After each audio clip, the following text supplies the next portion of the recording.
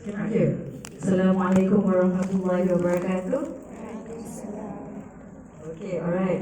Good afternoon, everyone. Thank you so much for joining us this beautiful Sunday afternoon and being here with all of us. Okay, so a few things before we begin. We will be having a break later for Asar, inshallah. And then during that break, you may also visit the booths that we have outside. And we will have a Slido for Q&A. If you have any burning questions, you can go to sli.do and key in #herconvention. Alright? Okay, so thank you. Before I begin, let me recite salawat. Alhamdulillahi Rabbil Alameen. Salatu wassalamu ala Rasulullah sallallahu alaihi wasallam wa ala alihi wa sahbihi ajma'in. Shall we recite Surah Al-Fatiha together before we begin, and also align our intentions so that we receive beneficial and sacred knowledge tonight, inshallah, this afternoon. Alright, Al-Fatiha.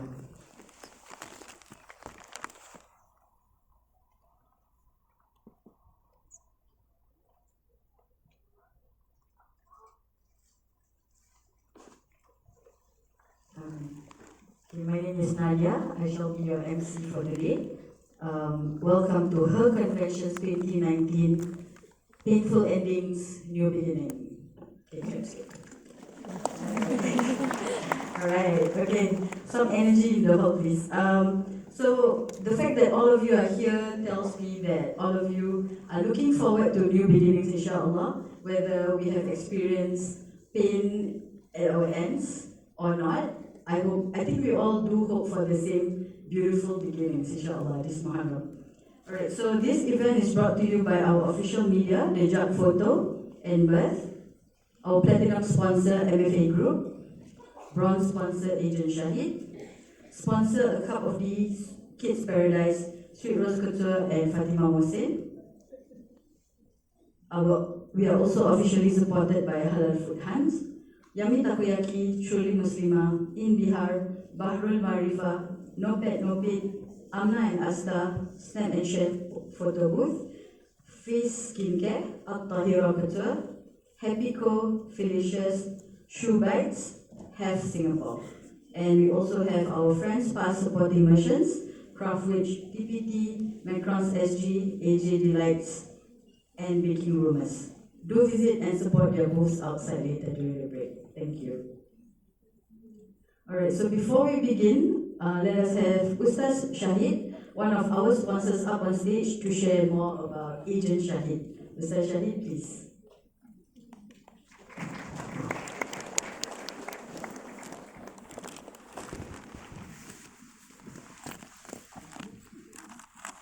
Bismillahirrahmanirrahim. Rabbi shrah li sadri wa yassir li amri wahlul 'uqdatam min lisani yafqahu qawli.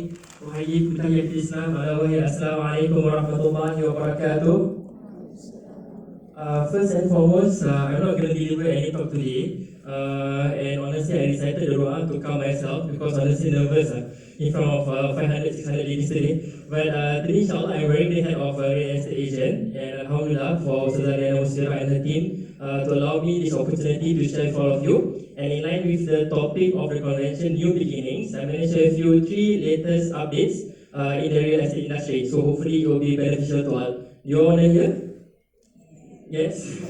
Okay, so I'm just going to share 3 latest updates in the real estate industry. First and foremost will be the latest updates on the fatwa. I think you might have seen the fatwa now changed in joint tenancy. So for joint tenancy, previously in 2008, the fatwa mentioned that if a joint owner passed away, the survivor has only 50% rights over the property. But this 2019, I think around May 2019, the fatwa changed in the sense that joint tenancy will follow the HDB rules. In the sense that if any joint tenant pass away, the full rights will be going to the survivor. So that is what is called right of survivorship. So it's very important, I think, for us Muslims to understand the fatwa. Because if you want to later on pass your share of the property to your ahli faraid or waris, you have to choose another contract which is called tenancy in common. Because to be honest with you, I think not most of us know that actually there are two types of contract in owning a property. So you have joint tenancy and tenancy in common. So now we have to really understand the consequences or the importance of either one of these contracts. So if you have any questions, also you can approach any real estate agent, you can approach me as well to share about the first update. Okay, second here, the second update is about the new CPF ruling and housing loan, HDB loan. Previously, right, if a house less, I mean the remaining list of a house left 60 years old, you can use your full CPF to buy, and you can use you can utilize a full HDB loan. That was previously, but again the policy just changed this year. So what's the new rule or the new policy is if the remaining list of a house can cover the youngest buyer up till the age of 95, you can use your full CPF and you can use a maximum loan. So, for example, like the remaining list of the house is 50 years and the youngest buyer in the household is 45. So 50 plus 45 is 95. You can still use full CPF as well as full HDB loan. Previously, you can, whatever below 60 years old of remaining list, you can use your full CPF and full HDB loan. And finally, this is one of the good news. For those who intend to buy a resale flat, right, government just updated again another new housing grant. I think they just launched it around 10 September, 11 September, a few weeks back. Now, if let's say you intend to buy a resale flat, you can enjoy up to 160,000 grant from the CPF, but there are conditions to meet. So if let's say previously maybe you can't buy resale flat because of the price and everything, now I'm not sure because government are trying to make housing flexible for all. BTOs you have resale with these grants, we hope that you can assist. So that's all the three things I just want to share with you. And reason why I think purchasing of a flat or property is for most of us is the most expensive for purchase in our lives. So I feel that you just need to plan ahead. And they say that if you fail to plan, you tend to fail. So it's just that on my end, just sharing knowledge. Hopefully it's beneficial to all of you. But if you have any inquiries or anything regarding real estate matters, you can just contact me. My flyer is inside the goodie bag. Okay, so that's all for today. Shukran jazilan. Jazakumullah khair. Assalamualaikum warahmatullahi wabarakatuh.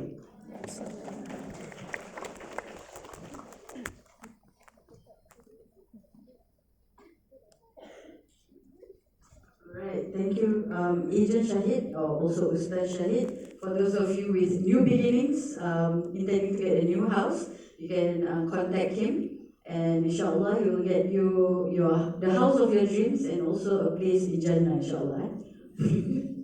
Alright, so next up, for those of you who have bought the premium ticket that includes the Friends Pass by Halal Food Hands, here is the video of what's inside. I'm Jumai from Halal Food Hall. Welcome to today's talk. For those of you guys who have bought the premium tickets that includes the Friends Pass, then you guys will be receiving this goodie bag. Inside this bag is a discount code. It's on this card. It's for you to download the Halal Food app, use the code given, and get your Friends Pass for free. The Friends Pass is Singapore's leading loyalty pass for halal food in Singapore, for you guys to get discounts and deals in many halal food places in Singapore, more than 200 of them. For today, you guys can subscribe for $15, and it comes with a goodie bag that includes a lot of my favorite things. Firstly, we've got bubble tea for those of you guys who subscribe today. This is from PPT. We've also got my favorite muffins from AJ Delight. So these muffins are big and cute, and you guys would want to eat it during the talk today. This is the mini crawfish from Crawfish, the nice salty snack for those of you guys who are in the hall today. For the last little dessert that we have for you is today's macaroon from Macaroons SG. Now they literally sell the best macaroons ever eaten in Thailand. So I recommend you guys renew your Friends Pass with us, or get a new subscription with us today at a discounted price of $15 so you guys can enjoy all these goodies with us at our booth. Okay? So I'll see you guys at our booth. It's right outside. Okay? Enjoy the talk. Assalamualaikum.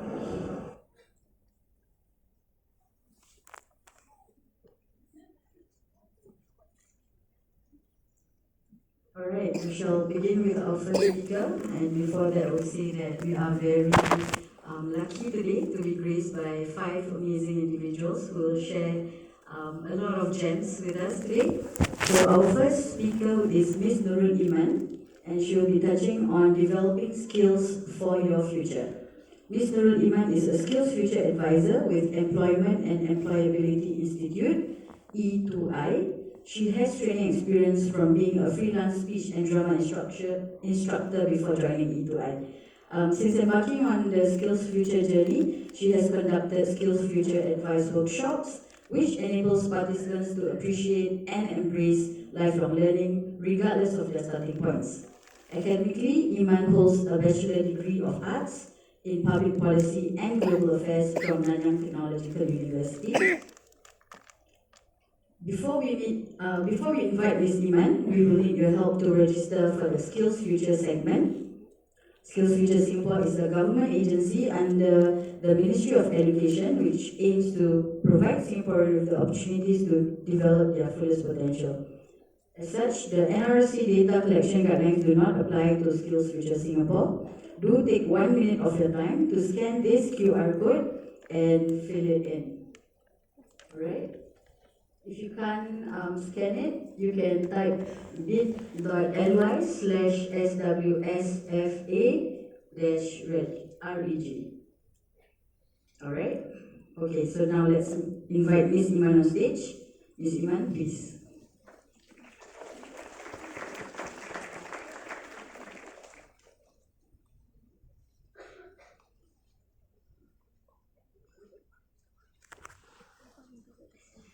Assalamualaikum warahmatullahi ta'ala wabarakatuh. Can you hear the nerves in my voice? Yes, Okay. This is the largest audience that I've spoken to since I started on my journey, okay? So it's very scary. So it will really help if all of you give me a smile. Can everybody give me a smile, please? Yes, okay, it seems a bit scary. Okay, yeah, thank you so much. Okay, so Rabbi Shari Sadri Wasini, Amri Wahlul Uqdatan min lisani yafqahu qawli. My Lord, expand for me my chairs and ease for me my task, and untie the knot from my tongue so that they may understand my speech. Bismillahirrahmanirrahim. How is everybody doing today? Alhamdulillah? Good, huh? Okay, so just now, I just want to explain a little bit about the registration. So because we are a government organization, we would actually need to show how many people we've shared this Skills Future to. Okay, so it's merely for statistics purposes, okay? Merely for statistics purposes. Okay, and with that, let me start today. So today's topic is called Painful Endings and New Beginnings, right? Correct, right? Painful Endings and New Beginnings. Okay, no, I'm just kidding, I prepared for this, okay? So today, I'm going to share with you three main things. Okay, I'm going to share with you three main things, and I hope that you will be able to take these things home with you and it would make a difference in your lives. Alright, so before I start, I just want to show you that in your goodie bag, you actually have these two things. Okay, and these two things, you can actually use it as a reference during my talk later on. Okay, it's very useful for you. Alright, so first and foremost, I just want to say I'm very thankful to be here. And three things that I'm going to talk about today would be first, the changing world of work. Okay, the changing world of work. And second thing that I'm going to talk about would be pain. Okay, pain in terms of what? Pain in terms of losing your jobs. Pain in terms of trying to find a new job. Okay? And then lastly, I'm going to share with you some programs and initiatives under Skills Future and also Workforce Singapore that might be useful for you. Is that okay? Okay, yeah? Alright. So first and foremost, I'm going to talk a little bit about the changing world of work. Okay? Now, I'm sure everybody here agrees with me, right? The world of work is changing, and it's changing very, very drastically. Okay? So a lot of people say that nowadays we live in this world called a VUCA world. Have you all heard of this word? It's just not a word, right? It's an abbreviation, VUCA. Okay? So it stands for volatile, uncertain, complex, and ambiguous. Alright? So what does this mean? This means that things change very quickly. Okay? Let me show you an example. 3 years ago, we see Uber.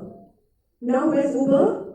Gone. Right? 3 years ago, we see O-bikes. Not 3 years ago, actually just last year. We see O-bikes. And now, we no longer see them. Okay? Today, if you go to NTU or you go to NUS, you see buses going around. And these buses, what's so special about them? There are no drivers. Right? We see driverless buses, we see driverless cars. So things are moving very, very quickly. Okay? And with regards to jobs, let me give you an example. For example, if let's say I work as a cleaner, okay, I work as a cleaner. Maybe 5 years ago, 3 years ago, what are the skills that I need to have as a cleaner, right? I need to be able to have the skill to use a broom, right, to sweep, use a mop to mop the floor. But if today I were to work as a cleaner, what skills would I need to have? I need to know how to operate a machine, correct? So it is very important for us to realize that the jobs we see today and the jobs we are going to continue to see in the future would require a very different set of skills, okay? The kind of jobs that we see today are also very different. For example, 10 years ago, we would not even think that social media managers would exist. How many of you here are social media managers? Any of you? Nobody? Okay, very good. So I can share this very premium job. So social media managers, as the name suggests, right? Basically, you manage the social media of your company to help market products, to help market services. Because why? People no longer use newspapers.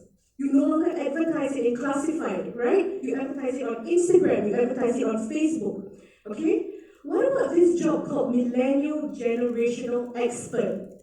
You heard of it before? It would be quite cool to have that job, right? Okay? So Millennial Generational Expert, so you study millennials, all right? And you understand what they want so that you are able to market your product to suit them. So these are the things that we did not expect are going to happen. And what happens with all these changes? What happens then? We become very scared, correct? We become very scared. Why? Because we feel like we do not have sufficient skills to find a job in the future. Okay? And especially people who are my age or a little bit older, maybe about 30, 40. It's the most difficult for us because we did not learn all these things in school. Correct? We did not learn coding. Alright? So basically, there was this article that was published by WEF, World Economic Forum, that said by the year 2030, 75 million jobs are going to be displaced. 75 million jobs are going to be displaced. It sounds very disheartening, isn't it? But let me tell you a positive side about it. It also states that 133 million new jobs will be created. But what is the problem? What is the problem? Why is it that people cannot find jobs?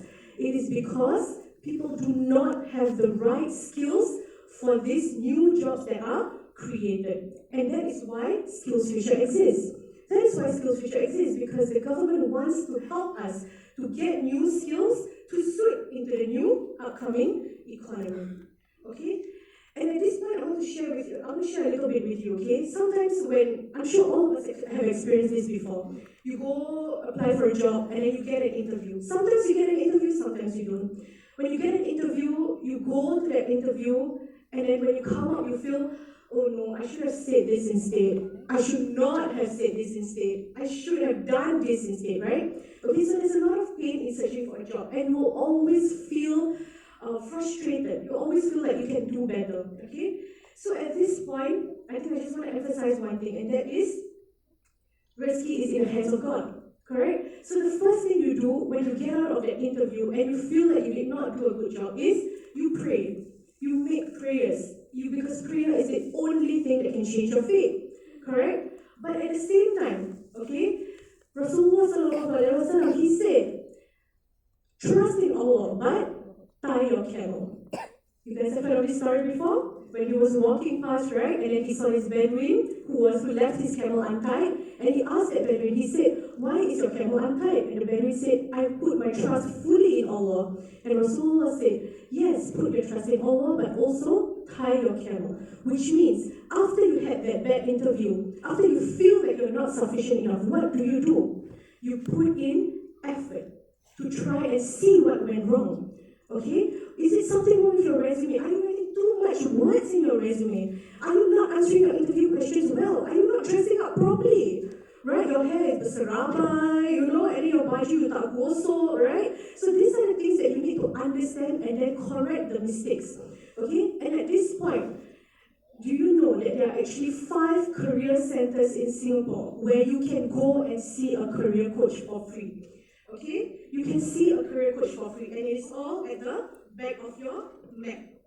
Okay, all these 5 career centers are career centers which you can go and see a career coach for free. And what would a career coach help you with? They will help you with all these things that I mentioned. They will take a look at your resume. Is it proper? They will take a look at your interview skills. Do you want to practice with them during an interview? Okay, they will decide for you. Okay, you know what? Maybe you need more help in this area, and I will send you to go for training in this area. Okay, so definitely these career centers, if you need help, going to see a career coach will really, really help you. Alright? Now, the next thing that I want to share with you is this. With this VUCA world, right? With this VUCA world, when things are changing too quickly. First thing I mentioned just now, we need to put in effort. We need to usaha, correct? We need to put in effort. And the second thing that we need to have is we need to have a growth mindset. I'm not sure if any of you have heard of this thing called growth mindset, but I honestly wish I had more time to talk about it, okay? So growth mindset is a theory that was done by this doctor, okay? Her name is Dr. Carol Dweck. C-A-R-O-L space D-W-E-C-K, Dr. Carol Dweck. So essentially, when she came out with this theory, she actually studied school children. She studied school children. And then she came to a conclusion, and she said that people can have 2 mindsets. They can either be someone with a growth mindset, or they can be someone with a fixed mindset. Okay? Now let me explain to you the difference between the two. Let's say you imagine yourself, you go to class and you get back your test result and you got a C+. And then you were so frustrated. You're so frustrated. Why? Because you studied so hard for the test. You didn't watch Netflix at all. Okay? You studied. You stayed up late. You burned the midnight oil. And then you get a C+. After that, you leave the class. Okay? You want to go home and you realize you got a parking ticket. Right? It's like the sprinkles, right, on top of your ice cream, right? You got a parking ticket. So she says that someone with a growth mindset, someone with a fixed mindset would say, oh my god, I'm worthless. This C+ is a measure of my worth. There's no point for me studying anyway. Why? No matter how much I study, I'm not going to do well. But it's proven. I studied so hard. I focused on my work and I got a C+. Right? But someone with a growth mindset, what will they say? It's okay. This is a one-time thing.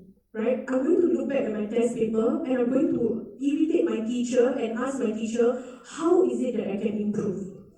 Alright? So that is someone with a growth mindset. When they are challenged with an obstacle, they persevere. When they are challenged with a failure, they know that that failure is not a measure of their worth. Alright? And in this current economy that we live in an economy that is VUCA, that is constantly changing, that is very ambiguous, it is very important for us to adopt a growth mindset. Okay? And therefore, someone with a growth mindset in a country like Singapore, where you know that you need to constantly upgrade themselves, they will always seek out opportunities to continuously learn. Embrace a lifelong learning attitude. And at this point, of course, you and I all know, okay, that the government has helped us a lot. We all, Singaporeans 25 years and above, we get $500 to go and take courses. Okay? So now, for those of you who do not know how to use your $500, right? Because that's a question I get a lot. It is actually on this website called myskillsfuture.sg. Very simple. Everything is in your booklet, okay? myskillsfuture.sg. You log in with your SingPass and you will be able to see your $500. These $500 cannot withdraw. Don't come and ask me how I can go to the ATM and take out my money, okay? Doesn't work that way, And you cannot transfer it to somebody else to use it as well. So if you ask me, honestly, it's the best thing for you to do would be to utilize it. Okay? To utilize it. So also, this $500, it will not expire. And I'm pretty sure all of you are going to ask me this question. When is the next top up, right? Okay? So the top up is, the government said they'll top up the money, but we don't know when and how much yet. Alright? Can or not? How many of you actually did not know about the $500 before this? A few of you do not know. Wow, okay, is it because you're not 25? Because you look really young. Is that it? Okay, I feel so old right now. Okay. Alright, so besides the $500, there are also other things that you can utilize. Okay? There's such thing as industry insights. So for those of you who do not know how or what to use your $500 for, what you can do is you can go to the same portal, myskillsfuture.sg, and search for industry insights, and you can take a look at what industries you might want to try out for. There are so many industries over there: healthcare, education, early childhood, and so on. And when you look into a particular industry, they will tell you what are the jobs available in that industry, and they will also tell you what are the skills, what are the courses that you can take to increase your chances to get that particular job. Okay? Alright? Now, so that is about growth mindset, right? And the last thing that I want to speak about would be toxic workplace. Alright? So I'm pretty sure this is a more common thing between us all, right? So I'm going to give a bit more practical point of view, okay? A bit more of a practical point of view. So first and foremost, if let's say you are in a toxic workplace, the first thing you should ask yourself is, how do I actually know I'm in a toxic workplace? Okay? What is it that makes it so toxic for me? Am I dreading coming to work every day? Waking up is so painful, right? It's like your alarm rings at 7:30 and at 7:35 and 7:40 and 7:45 and you're just like, please stop ringing. Okay, you really dread going to work. And when you get to work, you cannot wait for lunch. Then when you finish lunch, you cannot wait for 6 o'clock or 6:30, right? So, and you feel so down, you cannot sleep. Some people even go to the extent of getting insomnia and all that. So first and foremost, ask yourself, what is making it so toxic for you at the workplace? Okay? Is it your bosses? Is it your colleagues? Alright? And sometimes we have to look at different perspectives. If let's say you are someone who likes to, you always come to work late, you by 10 o'clock, then you go for a 2-hour lunch break, right? Then after that you say, yeah, my workplace is toxic. Correct or not, right? So we must reflect on ourselves first, okay? So is it really us or not? Okay? So if it's you, then try to do something about it. Alright, so that's the first thing you do. Identify why is it that it becomes so toxic for you. And the second thing would be to talk. Okay? Talk to your RO, your reporting officer. Talk to your HR. Okay? Talk to them and understand how is it that you can make things better. Alright? If let's say all else fails and you still feel sucky, you still feel like you don't want to go to work every day, there are actually 2 organizations that you can go to for dispute management. The first one is TADEM, Tripartite Alliance for Dispute Management, and the second one is TAFEP, Tripartite Alliance for Fair Employment Practices. So TADEM is for companies who are unionized, and TAFEP are for companies who are not unionized. So you can actually ask your HR whether or not you are unionized. So these companies, this TAFEP and TADEM, they will aim to reconcile the differences first before you escalate things further. Okay, now, so let's say, the next advice I want to give is, if let's say you go and you try to reconcile and it doesn't work already and you have decided, I want to leave, okay? Now, the first thing you should do is to ask your HR, is there any way that I can do an internal transfer? Because moving in and within an organization is better than moving out, because you would not have to adapt that much. Okay? That is the first thing. Alright? And just to let you know a little bit of statistics, in Singapore, if you are a PMET, the average time that you would take to find another job when you resign is 4 to 6 months. Okay? 4 to 6 months. So we have to think, do we have any financial responsibilities that we have? Alright? Before we make a decision.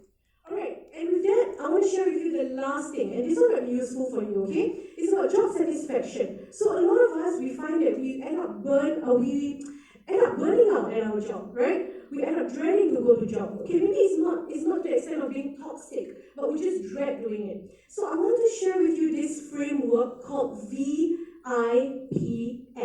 Okay, VIPS. So V stands for values, I stands for interest, P stands for personality, and S stands for skills. Alright, so this is a very common framework that is used by career coaches. So basically VIPS, what are your values at work? So for us Muslims, right, a good value for us would be, if let's say for the meals, can I go and Salat Jum'at or not? That might be a value, it's a religious value, right? The next thing is interest. Do you actually like your job or not? If let's say you work, or you work like a job like mine, right? Do you actually like to talk to a crowd of 600 people? Or will you pee in your pants, right? Okay, so that's interest as well. Next is personality. Are you more outgoing? Okay? Or are you more shy? like me, right? Okay? So these are the things that you have to consider as well. And lastly, consider what are your skills. What skills do you have? What skills you do not have? Okay? So the best job to have would be a job that fits your V, your I, your P, and your S. But in reality, very sadly, this job will not exist. If it exists, you are the most lucky person on earth, okay? AKA Ustazah Liyana Musfirah, okay? So if it doesn't exist, the next best thing for you to do would be to make sure that your job fits at least 2 or 3 of the factors. So it fits your values, it fits your interests, and it fits your personality. For example, then the skills part, you can work on it. You can go and upgrade yourself, take courses, all right? Or maybe it fits your V, I, and S. But your personality, maybe you can learn to like it. Okay, maybe you can learn to like it, you never know. All right? And with that, I think that's all that I want to share that is more important. If you guys have any questions about Skills Future, the different programs and all that, you can approach our booth outside. If not, I want to end with this quote, okay? It's a very powerful quote that I really like. So it's by this dude, this Amor dude called Alvin Toffler, and he said, the illiterate of the 21st century will not be those who cannot read and write, but will be those who cannot learn, unlearn, and relearn. Okay? And with that, thank you very much, and I'll pass it back to the MC.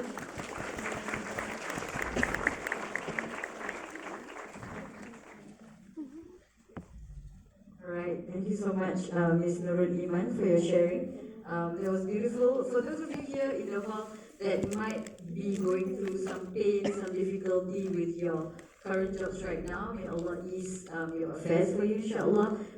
If you are being stuck in a fixed mindset, may you move to a growth mindset. And also, if your VIPS do not align with your job right now, I'm a teacher, so my students ask me why I'm a teacher. I always tell them, it's the pain that I choose. You know, I tell them I don't like marking, I don't like waking up early in the morning, but it's the pain I choose. Because of all the things I can suffer from, this is the one that hurts the least, I guess. Okay, so thank you so much, Ms. Nurul Iman. Next, we have Ms. Nabila Bagharib, and her topic is on overcoming struggles and adversities. Ms. Nabila is a systemic therapist from PBIS Family Therapy Institute. One of her favorite quotes is by Robertson Davies, who says, "The eyes can only see what the mind is prepared to comprehend." Right. To her, it reflects the power of the lens we choose to put on to see and make sense of the world. So much like the glasses that we wear, the lens of the camera, or even the filters that we use when we take our photos, right? So now let's invite Ms. Nabila on stage. Ms. Nabila, please.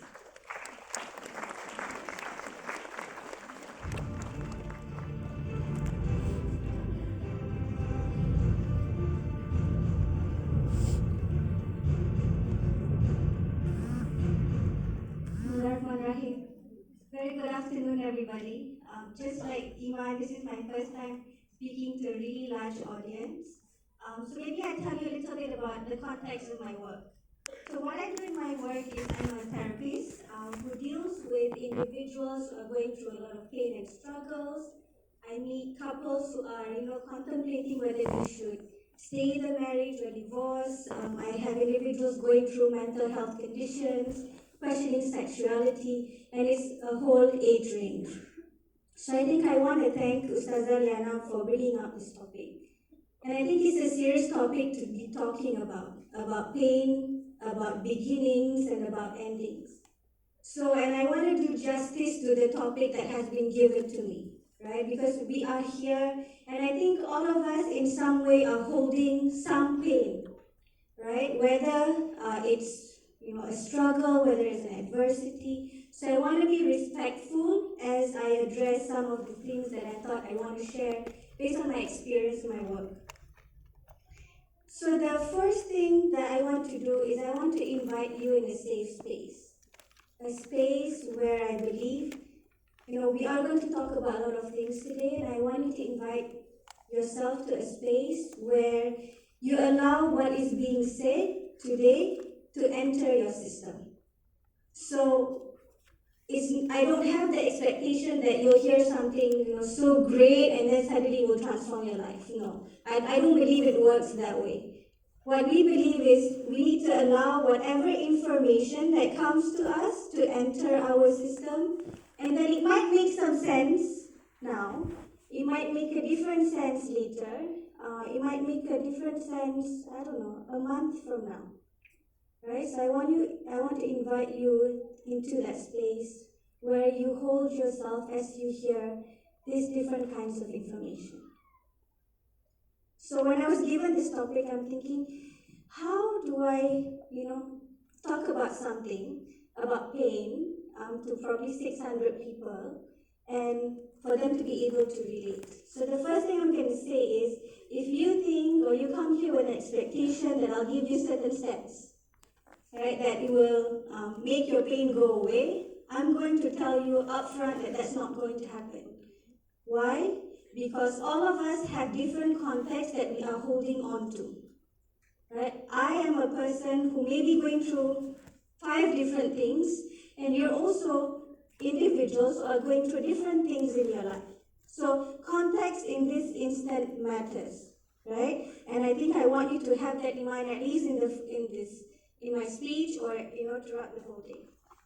Because the context that we are in influence how we are, right? Our context is influenced by maybe gender, how I think about the situation, my marital status, my background, how I was being brought up. So all these things influence us in the way we see the world, right? How we lens the world is influenced by all of these factors.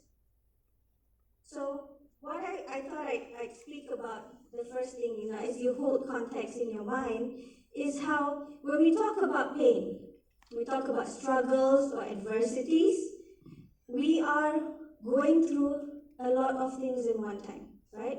Maybe let's have a show of hands. Who over here, have pretended to fake it, like nothing is going wrong, but actually inside things are raging. Right.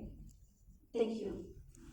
So who among us have also felt, somebody tell you, oh, I understand your pain, but actually in your mind you're like, this person knows nothing about the pain I'm going through, right? Or, have you ever experienced feeling superbly overwhelmed, and you feel like everything is happening at the same time, like, dah jatuh, timpa tangga, kena langgar, kena pijak, who has felt that? Right? I think almost everybody, right? And these are the experience that you feel on a maybe daily basis when you're going through something quite difficult.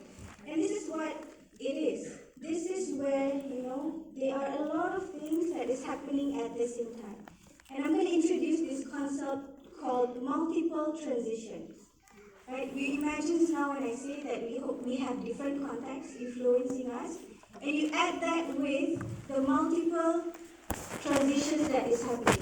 Let me give you an example. So we see couples who, for example, are eager to get married. Right? So they're going to gain a lot of things when they're getting married, but at the same time, their parents are also struggling with the loss of their daughter who's maybe moving to a different house. And that is a context or a transition that the person needs to hold as they are going through this phase of life. Right? We also have, for example, marriage that coincides with parental death. We have, for example, divorce that coincides with a father passing away. Right? So it's not a surprise if you feel very overwhelmed, because you see multiple transitions is actually the new norm. Right? Let me explain what I mean by that. So I've had couples who, when I tell them, this is what you're going through. You're going through you are struggling individually with finding yourself. You feel like you've been married for 10 years. You are a mom. You're at home, and you feel like, hey, is this what my life is? This is really where it is. And then suddenly you are also experiencing maybe some mental health situation. You're feeling anxious, for example. And at the same time, you have a husband who just got out of work, and financial is a huge struggle. And you end up getting arguments over arguments, and you feel like you are like a broken record, uh, arguing about the same thing over and over again, right? And I remember this client of mine tell me, Nabila, you're telling me all the things that's happening to me. I am feeling overwhelmed when you're telling me this. I said, even if I don't tell you that you're going through this, or this is the word, you're going through multiple transitions, you're still going to feel the same way.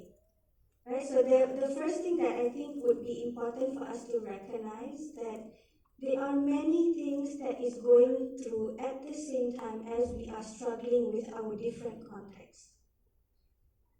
Right? And whenever we want to talk about change, for example, whenever we are going through multiple transitions, there is this thing where we need to learn how to negotiate. Right? And this is something that we don't do very often or very well. So what I mean by that is whenever something is happening on your end, we need to remember we are always in relationship with the other. Right? What that means is, say for example, I give you the example of the person who are excited to get married, but at the same time their parents are experiencing the loss.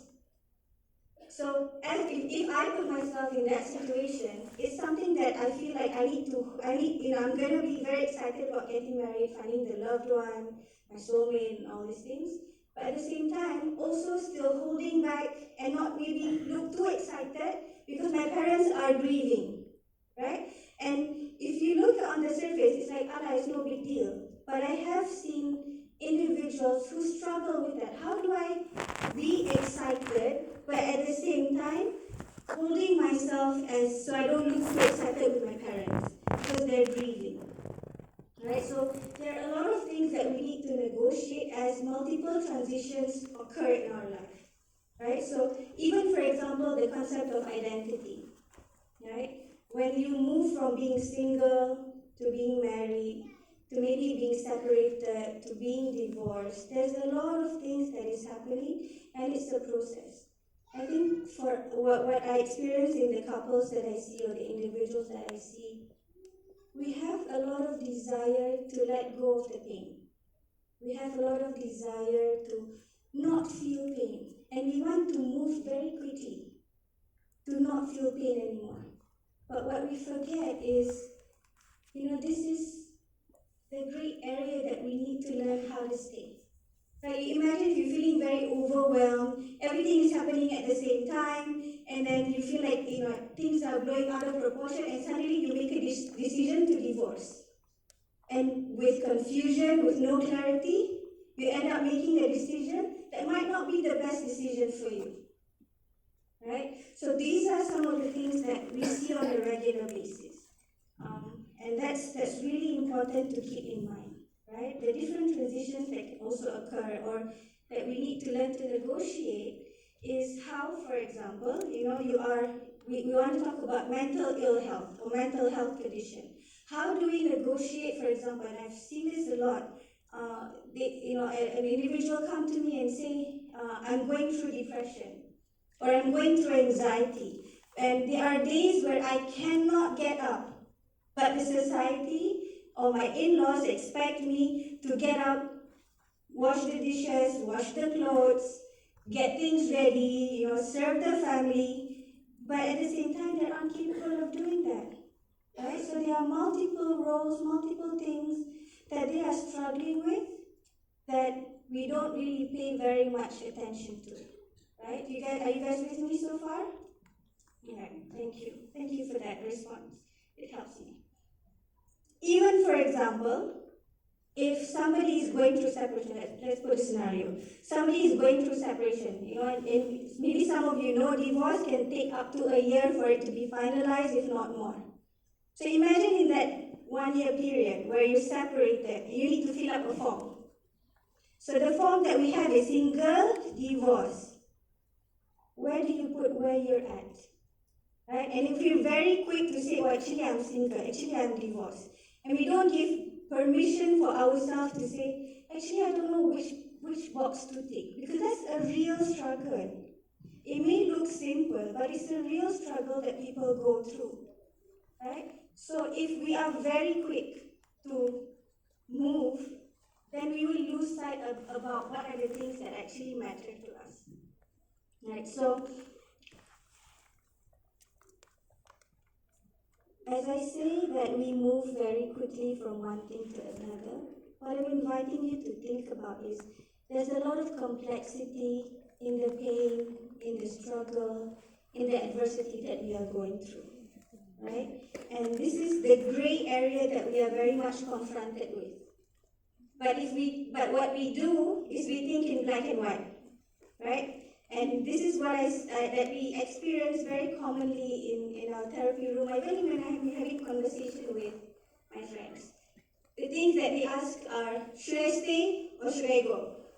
Right? Or we get into this race of, is it his fault or is it my fault? When something bad happens, either we, oh my God, I'm the victim, help me, I can't do anything about it. Oh, help, Or we go into, this is all my fault. I'm worthless, I'm a piece of, I cannot, do anything in my life. So we work in extremes, right? Our mind work in extremes, and that's a very dangerous thing to allow yourself to continue doing, because we are confronted with the gray areas, right? And how do we deal with gray areas? We're not used to dealing with gray areas. We're used to thinking whether should stay or should go. Is it his fault or is it my fault? God love me or God don't love me? Right? God give me test for this or for that. So these are the two extremes that we often go to. And I want you to notice yourself when you go into those extremes. Because to oversimplify, right? To oversimplify the multiplicity or the complex. See, I don't use the word complicated. I'm using the word complex. Because we are complex, we are unique. Right? Whatever I say right now will have a different thing that you will take away from. I can say the exact same thing, and all 600 of you will take something very different, and that's okay, because you're trying to apply it into your own context. Right? So, see, I lose my train of thought. Right, so basically, we are confronted with gray areas. And gray areas is something we need to learn to be comfortable with. So how do we do that? First, I want to say this. I believe that we are capable of thinking in a complex manner. Right? We are not just, when I talk about gray, it's not just the 50 shades of gray that I'm inviting you to think about, but inviting you to think also in colors. Right? Instead of thinking in extremes, where we stretch ourselves to either move from this end to this end, what's in between is something that is full of colors. Right? I want to invite you to think about how would I be thinking about in colors.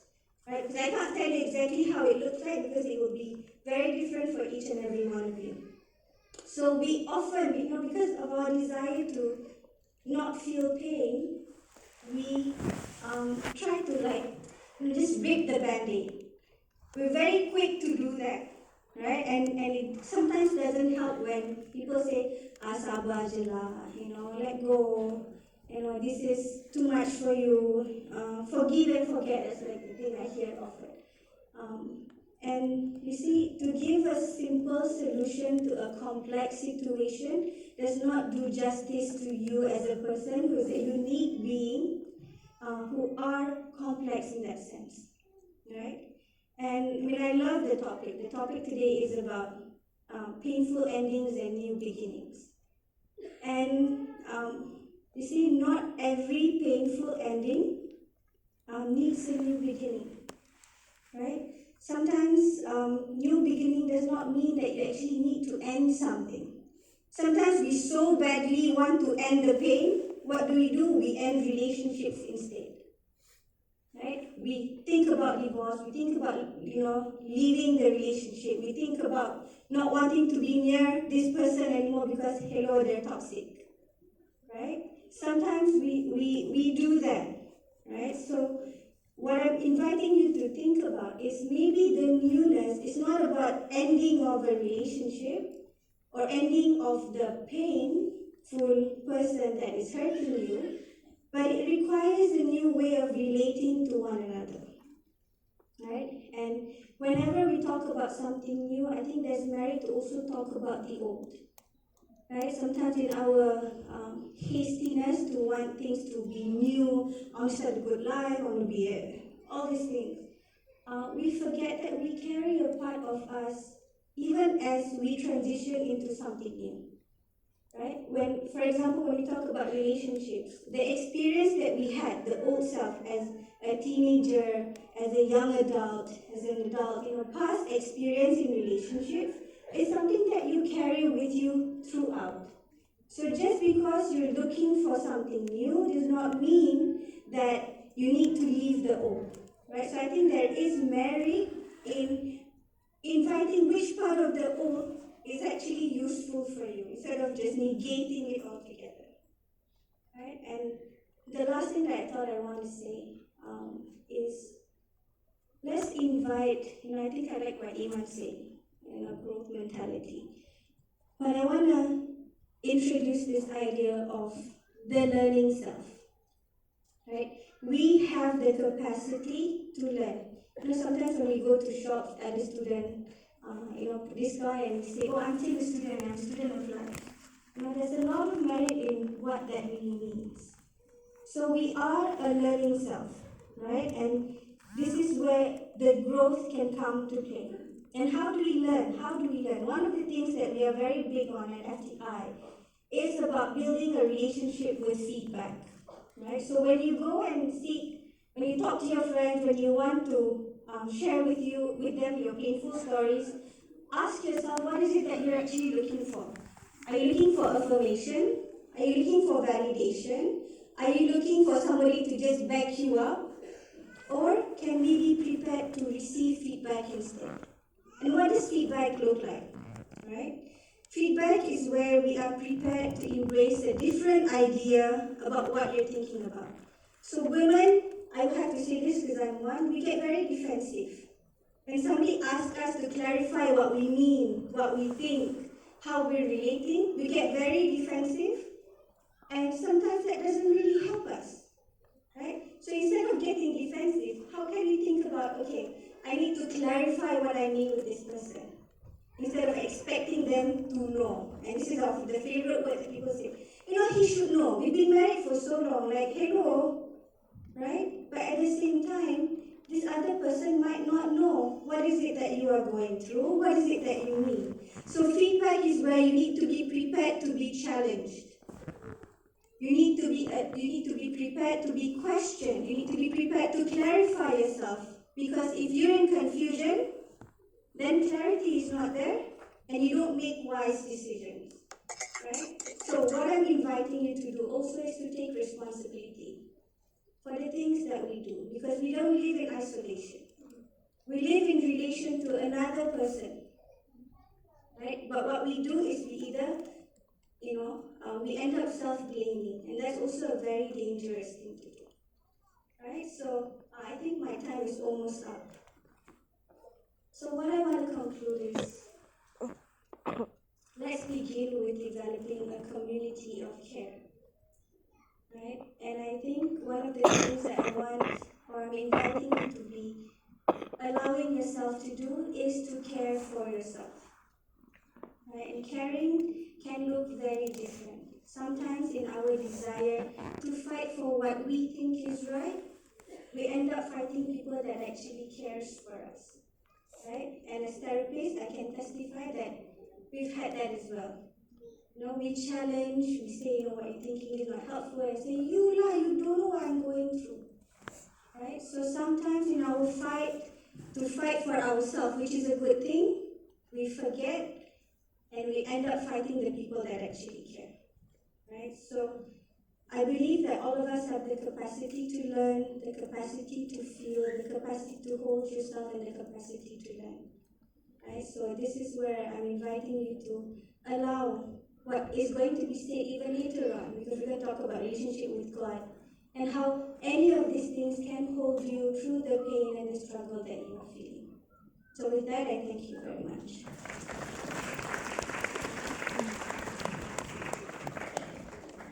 All right, thank you so much, Ms. Nabila. That felt very healing, and I am now free from the podium, if you don't see me. I'm too short for it, and I couldn't see all of you here. Okay, so I found Ms. Nabila sharing very healing. Thank you so much for it. And it kind of reminded me, like, as someone who has gone through pain, like everyone else here in this room, I find that we are usually very hard on ourselves. So one of the mantras that I keep repeating to myself in the past few years is to just be kind to myself. Like, so be kind to yourself. If you're going through pain, just sit with it for a while. Don't run away. Don't try to rip the band-aid, you know. So, inshallah, I hope, again, all of you would have benefited from that. And thirdly, let me now introduce the third speaker for today, Ustazah Nadia Hanim, and her topic is on having faith in God.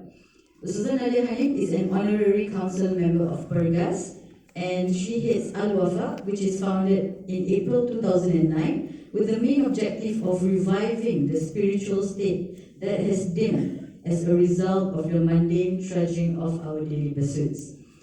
She graduated from Al-Azhar University. Ustazah Nadia Hanim attended Madrasah Al-Sagaf, Madrasah Al-Junaid, and Darul Zahra in Tarim Hadramaut, Yemen. So let's now invite Ustazah Nadia on stage. Ustazah, please.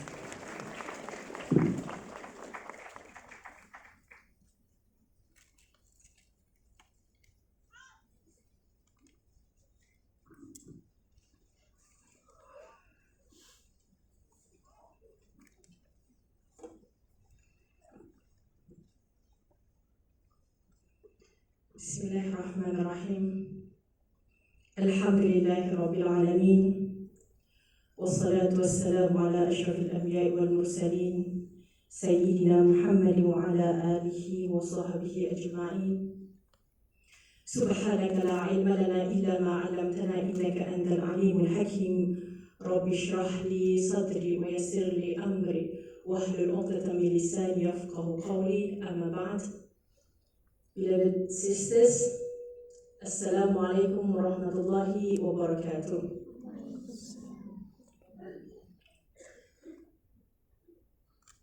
This is not my first time speaking in front of a huge audience, but I am always nervous every time I'm in front. How is everyone? Alhamdulillah. Alhamdulillah. My topic today is about having faith in God. This topic is intended for those who believe in God. The topic of having faith is meant for those who believe the divine power, acknowledging the existence of God, acknowledging the existence of a superpower, Allah subhanahu wa ta'ala, and Allah is capable of everything and nothing is impossible for Allah subhanahu wa ta'ala. Like mentioned by Allah in His book, if Allah subhanahu wa ta'ala said kun fayakun, if He said be, and so it becomes. And this has been mentioned by Allah subhanahu wa ta'ala in the holy book Al-Quran al-Karim. Dear sisters, when we read the Quran, we have to understand that the words from the Quran is the words from the divine. The words from Allah subhanahu wa ta'ala is as though that Allah is communicating to you. It's as though that Allah is informing you, is telling you something, is giving you the manual on how to live life on earth. And the words of Allah subhanahu wa ta'ala is immensely reflective, as well as it is miraculously calming, healing, and soothing to the heart and soul. Understanding the words of Allah subhanahu wa ta'ala appropriately and in reflection can make us realize that even though life is tough, life is challenging, but it is worthy for us to continue living, to continue pressing on, pushing ourselves. Because we have a purpose in life. Only by having a purpose in life, then it is bearable for us to keep on pressing on. Dear sisters, when we talk about purpose in life, what is our purpose in life exactly? As a person of faith, as a person who believes in the divine power, have you ever asked yourself, what am I living for? Why am I exhausting myself day in, day out? Am I living for myself? Am I living for the people around me, whom I love so much, whom I care? Or am I living so that I can make myself happy? I desire to do whatever I wish. I desire to say whatever I wish. As long as I am happy, nothing else matters. Is that actually our purpose in life? Dear sisters, I only have few minutes to share with you maybe one narration from the Prophet Muhammad sallallahu alaihi wasallam, so that we can hold on to, so that it can boost us to seek further what is our true purpose in life as a person of faith, as a person who has faith in God, the divine power. I would like to share with you what the Prophet Muhammad sallallahu alaihi wasallam said in one of his narrations. There are many revelations by Allah subhanahu wa ta'ala in the Quran where we can actually go into deeper, learn in depth, and find calmness, serenity, healing from the words of God. But because we do not have much time, I will only share with you one narration from Prophet Muhammad sallallahu alaihi wasallam. I love this narration, and I love to share this with many of the ladies that I've had the opportunity to share with. The Prophet Muhammad sallallahu alaihi wasallam, in one of his narrations, said that Angel Jibril alayhi salam, Angel Jibril, Malaikat Jibril, came to me, and he gave me an advice. Angel Jibril said to me, Ya Muhammad, عش ما شئت فإنك ميت واعمل ما شئت فإنك مجزي به وأحبب من شئت فإنك مفارقه. Angel Jibril came to the Prophet Muhammad sallallahu alaihi wasallam and advised him, O Muhammad, said Angel Jibril alayhi salam, live however you wish, O Muhammad. Live however you wish. But you have to remember, you will die.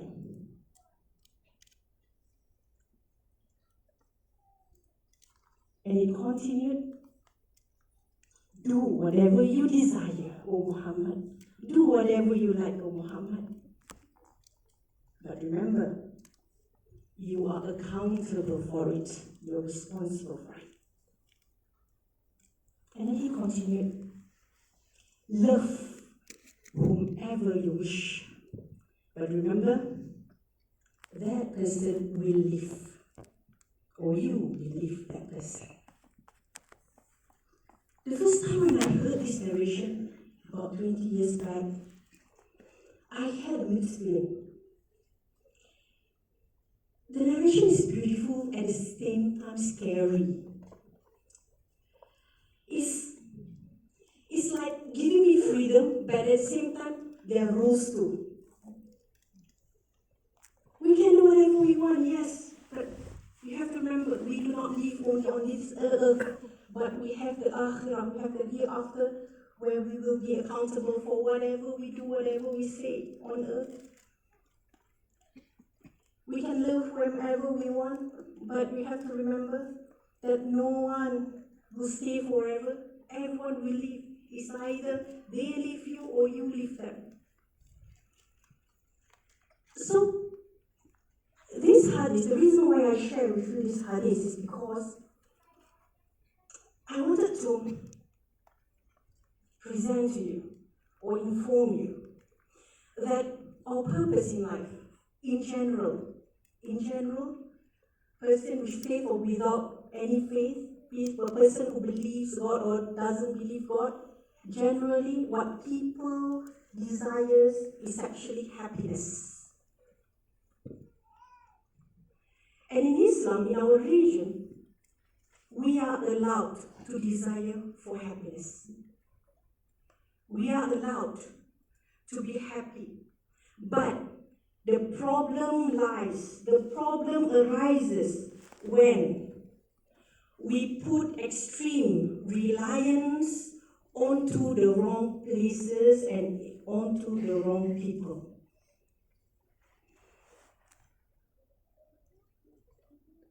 So, our reliance is only onto Allah subhanahu wa ta'ala only. Just like what the hadith mentioned just now. Yes, we can be happy, but do not rely your happiness on worldly matters, for example, on worldly materials.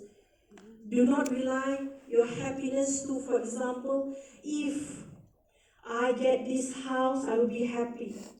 You can never know whether you get that house. You can never know whether it will still be there after a few years. Because worldly things, everything will perish. And you do not rely your happiness onto people as well. You love them for the sake of Allah subhanahu wa ta'ala. So when they leave you, you still have Allah subhanahu wa ta'ala to rely on too.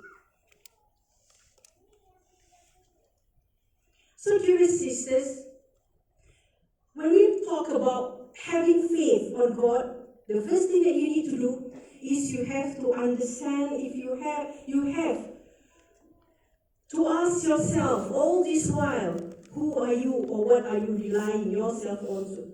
If you rely yourself onto people, you know, people are weak just like you. But you rely on the Almighty, the All-Powerful Allah subhanahu wa ta'ala, and how to be strong. Allah had taught us, Prophet Muhammad had taught us only that we have to put in effort to seek and to learn how to heal, how to be a better person, how to lead this life in the best of manner. I only have about a few minutes left, actually 1 minute, but I've not actually, I wanted to share 3 points, actually 4, I added 4.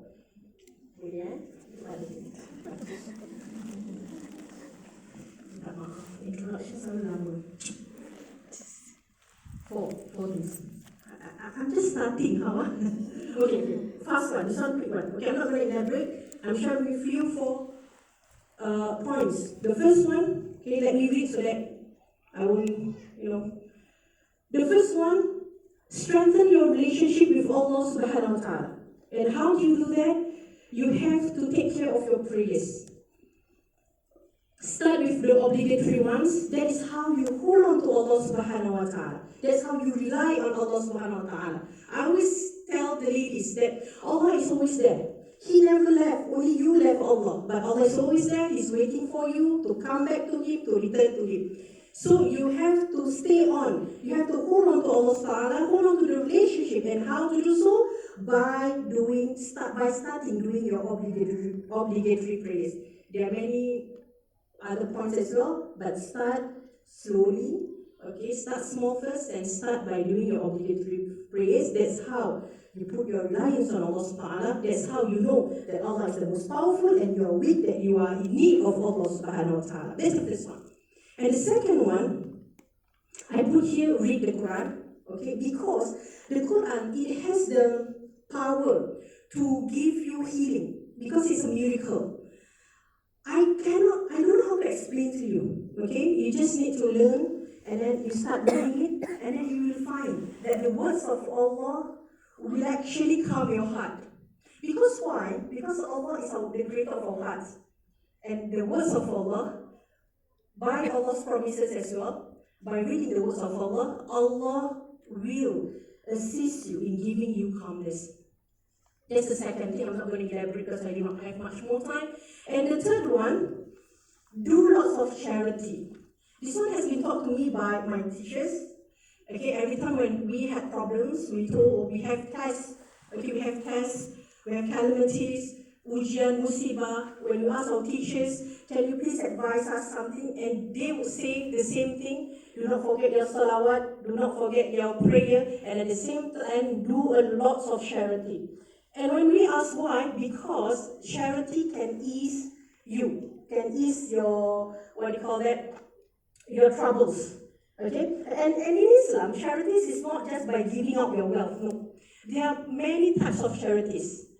You being kind to other people, that is a charity. You lend a hand to other people, that is a charity. You do not menyusahkan orang lain. You do not make life difficult for other people, that is also a charity. Your smile is a charity. So in our religion, charity is very broad. Everything that is nice, that is kind, that is beautiful, that is charity. So do lots of charity if you are facing problems, because these are what the scholars have taught us, and I think we can actually follow them. And last but not least, the fourth one I just added, seek professional help if needed. Okay, because it's on my head. I agree with Ms. Iman when she mentioned about you have to put in effort first. You have to put in effort first, tie your camel, and then you will trust Allah. That's correct. That's the hadith. You tie your camel first, and then you have faith in Allah subhanahu wa ta'ala. So that whatever it is, you have to put in effort. So if you need to talk to someone, and I love when Ms. Nabila said that when you talk to someone, when you consult with someone, what is your objective actually? You just want them to listen to you, or you want affirmation, or what do you want exactly? So it's best that you find a professional, a therapist, a counselor. Okay? So if you just don't tell everyone of your problems, because if people who loves you, okay, if people don't like you, if people hate you, they will be happy for you because you have problems. If people who likes you, okay, they will be concerned, but it's not their problem also. Alright? So it's best that you talk to a professional therapist. One thing about therapies,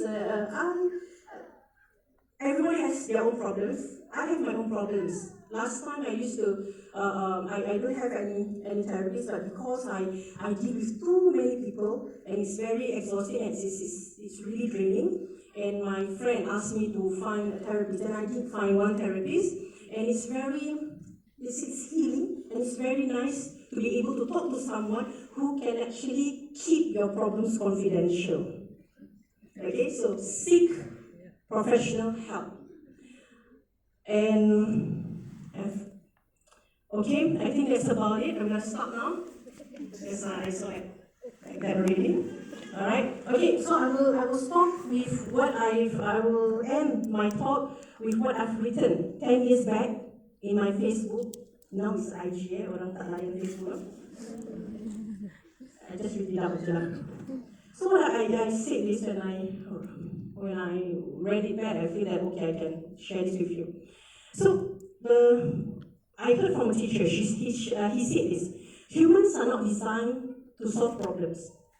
We are meant to strive, to put in effort, and after all that, we leave our affairs to the Almighty Him, because we believe in the divine power, the superpower, and we have faith in God, who is the most wise, the most knowledgeable.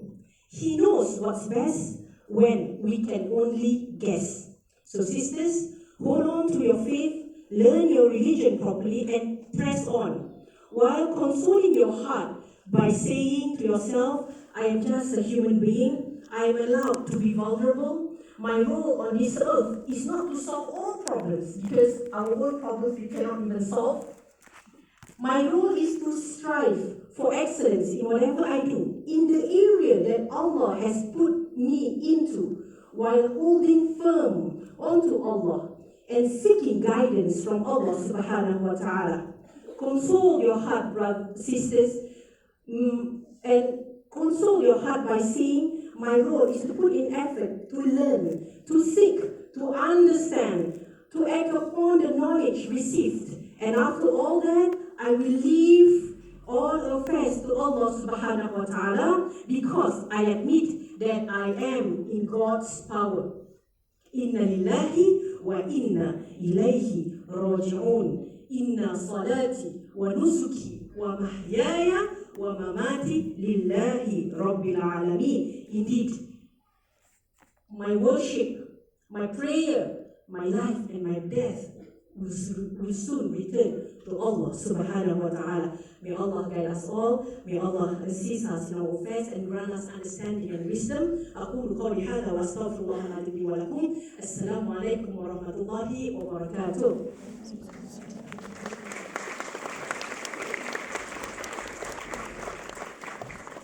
Alright, thank you so much, Ustazah Nadia. Thank you to all our three speakers so far. Let me just give a quick summary of what we've heard so far. First of all, we've had Ms. Nurul Iman, who talked about struggles we've had with work, and if we've had painful endings with work, so how do we get to new beginnings? Ms. Nabila talked about how we see the world defines our struggles. So is our pain truly worth leaving behind? Is it an end? Do we move forward without leaving? And lastly, Ustazah Nadia has reminded us to seek Allah and have faith in Him in whatever we go through.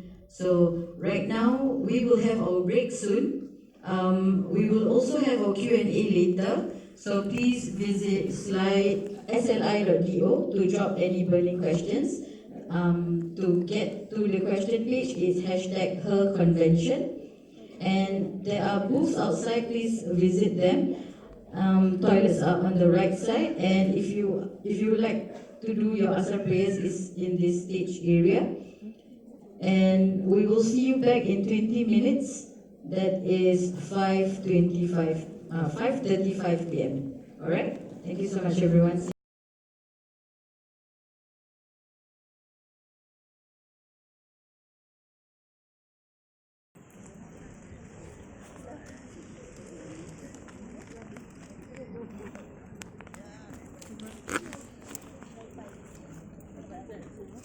Assalamualaikum everyone, my name is Amira. And my name is Alicia, and we're from MFA Group. We are delighted to be part of her convention and would like to thank Ustazah Liyana Musfirah and her team for giving us this opportunity. So after watching the video earlier, you probably have an idea of what we do at MFA Group. So today we are here to reach out to you and to share briefly about the common concerns that have been shared by our clients. Yes, I believe that all of us go through different situations and challenges in life, right? So, Alicia, can you share with us what are the common concerns that your client shared with you? Okay, so for me, it's actually being in a sandwich generation. So in fact, I'm one of them too.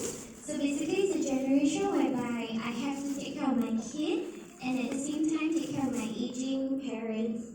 So I have helped families with single and dual income, and many of them initially thought that it's hard to even start retirement planning as they still have dependents, but they still manage to do it.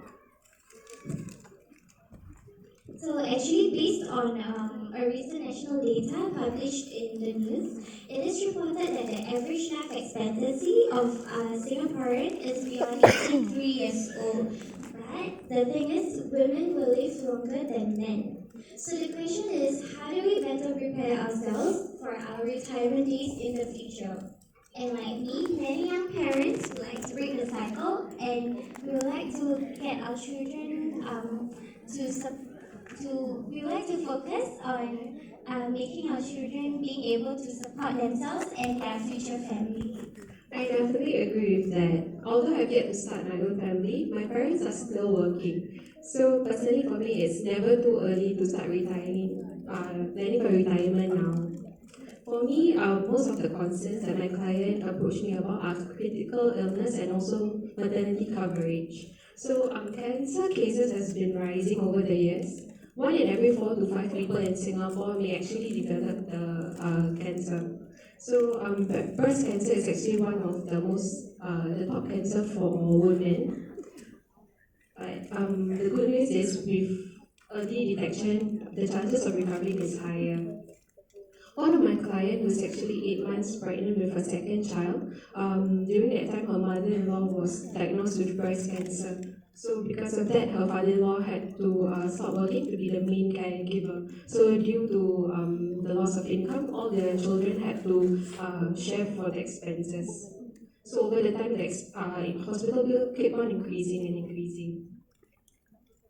So with the rising healthcare costs and increasing life expectancy, it's unfortunate that this family wasn't able to properly plan for it. However, according to the Mufti's position on permissibility on Muslims making advanced care planning, we should plan ahead and better manage our future health and life issues. So before we say tawakal, we are encouraged to put in effort before surrendering the rest to Allah. With that, we urge you to make a difference today. Come speak to us outside. Our booth is just near the entrance. And don't forget to scan your QR code because it's in fact a goodie bag. We're actually giving away $100 carousel dining voucher. So yeah, you might stand a chance to win. Okay, so thank you. Thank you.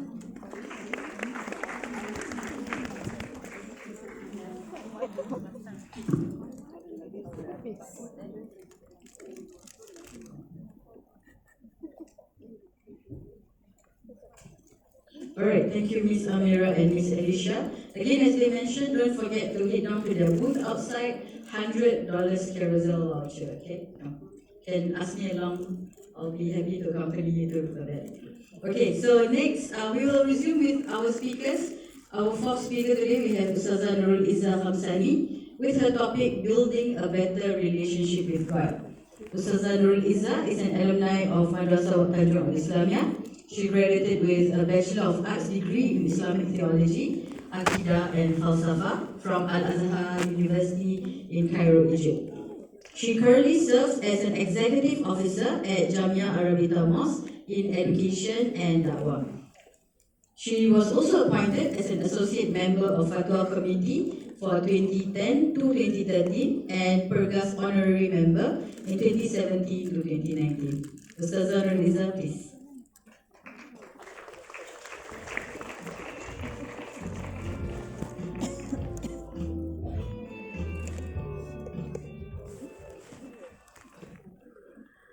السلام عليكم ورحمة الله وبركاته.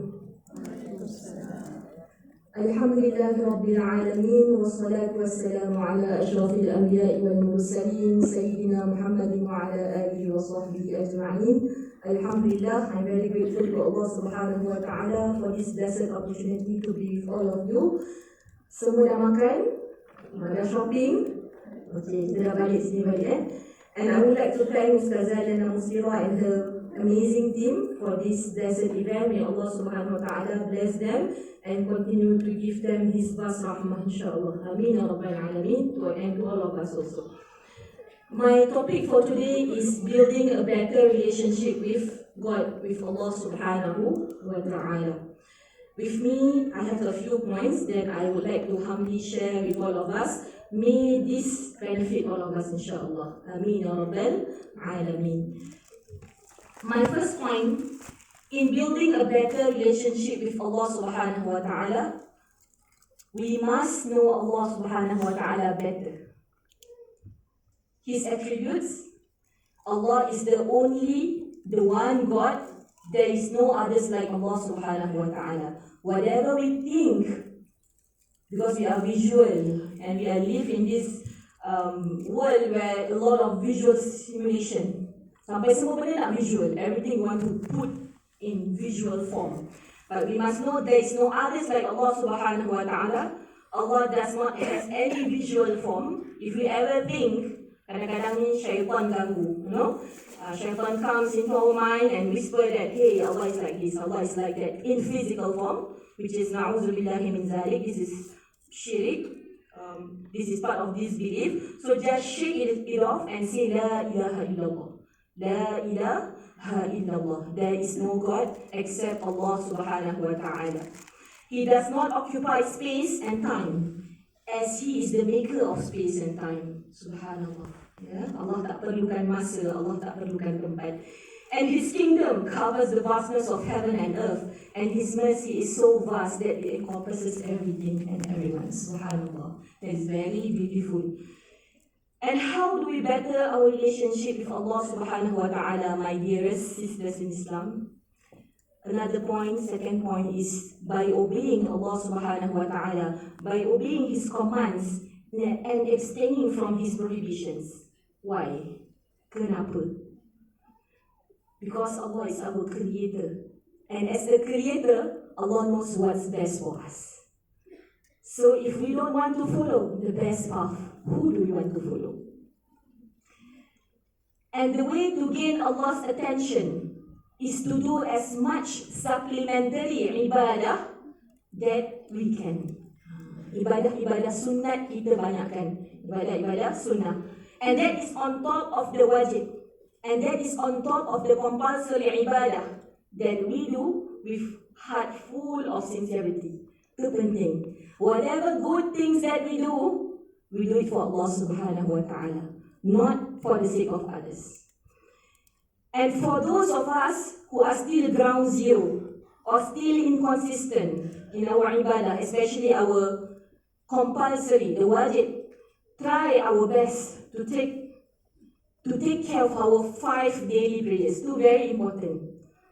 Macam pagi-pagi bangun tak gosok gigi, terus pergi kerja. Macam it's like that. When we forget, when we neglect our 5 times daily prayer, there's some big hole missing, a gap in your life. That's where the emptiness comes. Because the 5 daily prayers is our lifeline that connects us with Allah subhanahu wa ta'ala. Kalau lifeline dah tak ada, nak pergi mana? Kalau tak ada Allah dalam hidup, nak pergi kepada siapa? Allahu Akbar. So we need Allah subhanahu wa ta'ala in our life. That is very important. My dearest sisters, my beloved sisters in Islam, we better our relationship with Allah subhanahu wa ta'ala by loving and trusting Allah subhanahu wa ta'ala. It takes time, it takes effort. Loving and trusting Allah subhanahu wa ta'ala in every breath and in every step of our life. Knowing that Allah subhanahu wa ta'ala always is there for us through our tough time and also through time of ease. And we pray to Allah subhanahu wa ta'ala always. Nak apa-apa, minta daripada Allah subhanahu wa ta'ala. The Salihin, the Salihats, the women of the Salaf, the previous Salihats of the women, even before going to the shop, they ask, oh Allah subhanahu wa ta'ala, I want garam. Salt. Subhanallah, kenapa minta Allah salt je, pergilah kedai.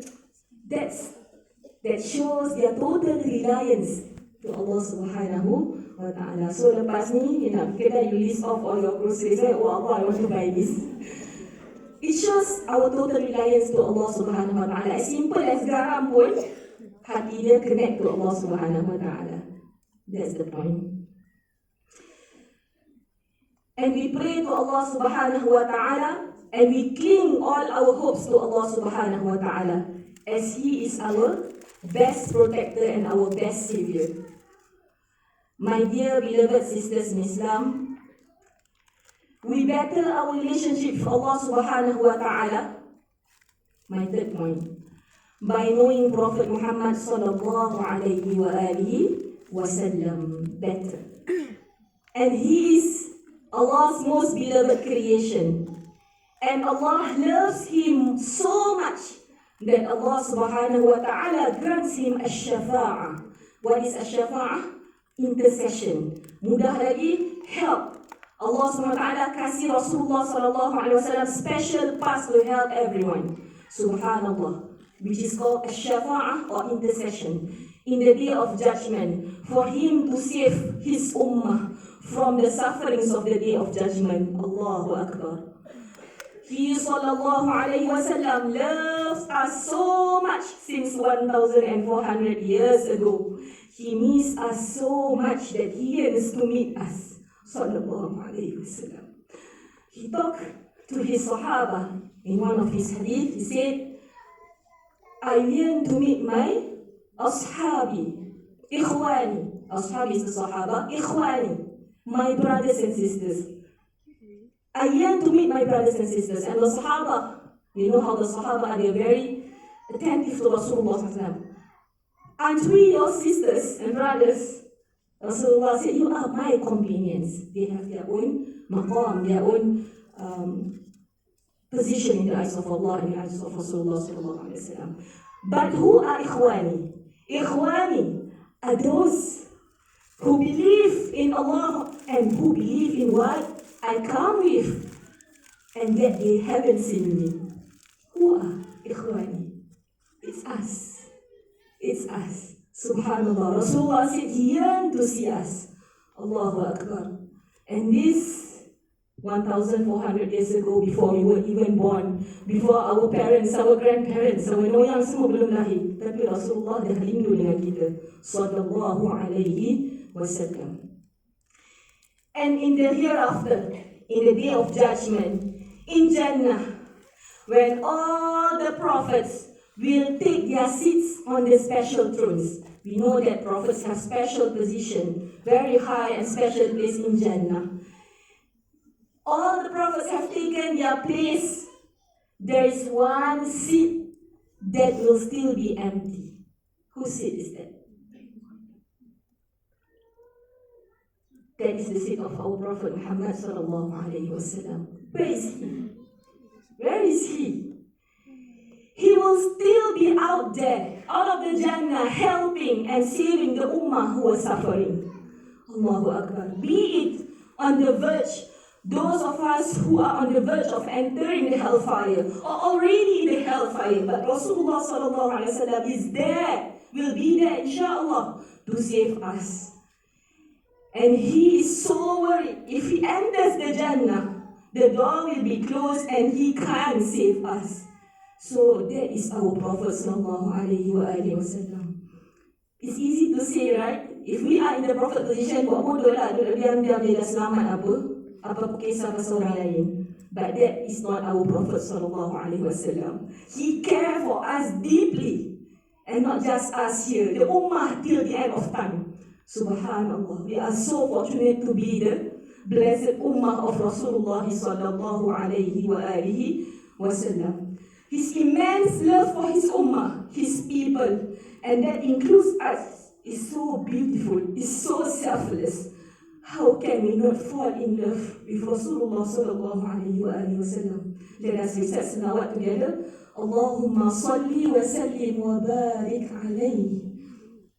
Allahumma salli wa sallim wa barik alayhi. My beloved sisters, we are building a better relationship with God, with Allah subhanahu wa ta'ala, by loving our Prophet Muhammad sallallahu alaihi wasallam. And how is that love manifested? Love is not just by the service of the lips. Anyone can do that. But love is by following his sunnah, his way of life, and reciting the salawat as much as we can. Allahumma salli ala Sayyidina Muhammad, Allahumma salli ala Sayyidina Muhammad, Allahumma salli ala Sayyidina Muhammad wa ala ali Sayyidina Muhammad. This should come from our lips endlessly, continuously, until the end of our time, inshallah.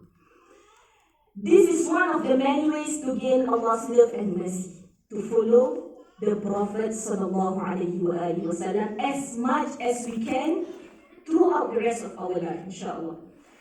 And through forging a relationship with his most beloved creation, our Prophet Muhammad sallallahu alaihi wasallam, that is the most important. The Prophet sallallahu alaihi wasallam said in one of his famous hadith, أولاكم أولى الناس بي يوم القيامة أكثرهم علي صلاة. What does it mean? The Prophet sallallahu alaihi wasallam said, the people who will be nearest to me on the day of resurrection will be those who invoke most salawat, most blessings on me. Those who send the most salawat upon Prophet Muhammad sallallahu alaihi wasallam. So let's recite salawat together. Allahumma salli ala Sayyidina Muhammad wa ala ali Sayyidina Muhammad. So this is the most important thing. To love Allah subhanahu wa ta'ala and to build a better relationship with Allah subhanahu wa ta'ala starts by knowing Allah, by following Allah subhanahu wa ta'ala, and following Allah is by following the Prophet Muhammad sallallahu alaihi wasallam. In this very short but blessed time, I hope that we encourage each other to continue learning our religion properly, like what Ustazah Liyana said just now. Seek proper teachers, and may Allah subhanahu wa ta'ala enlighten our hearts together. One person who didn't go for any classes, for any guidance for 40 days, the heart will be hardened. And for the heart to be soft, we must be the remembrance of Allah subhanahu wa ta'ala and in the guidance of the scholars that Rasulullah sallallahu alaihi wasallam has told us. I hope my humble sharing will be beneficial for all of us. May we gain Allah's love and rida throughout our life, and we will attain paradise with the shafa'ah of our beloved Prophet sallallahu alaihi wasallam. I hope that one day when we go to the day of judgment, when you don't see me in Jannah, please seek Allah subhanahu wa ta'ala. Where is Ustazah? And where are all the speakers? And where are all the people who have done good for us in this life? Seek each other in Jannah, inshallah. Thank you all. Assalamu alaikum wa rahmatullahi wa barakatuh.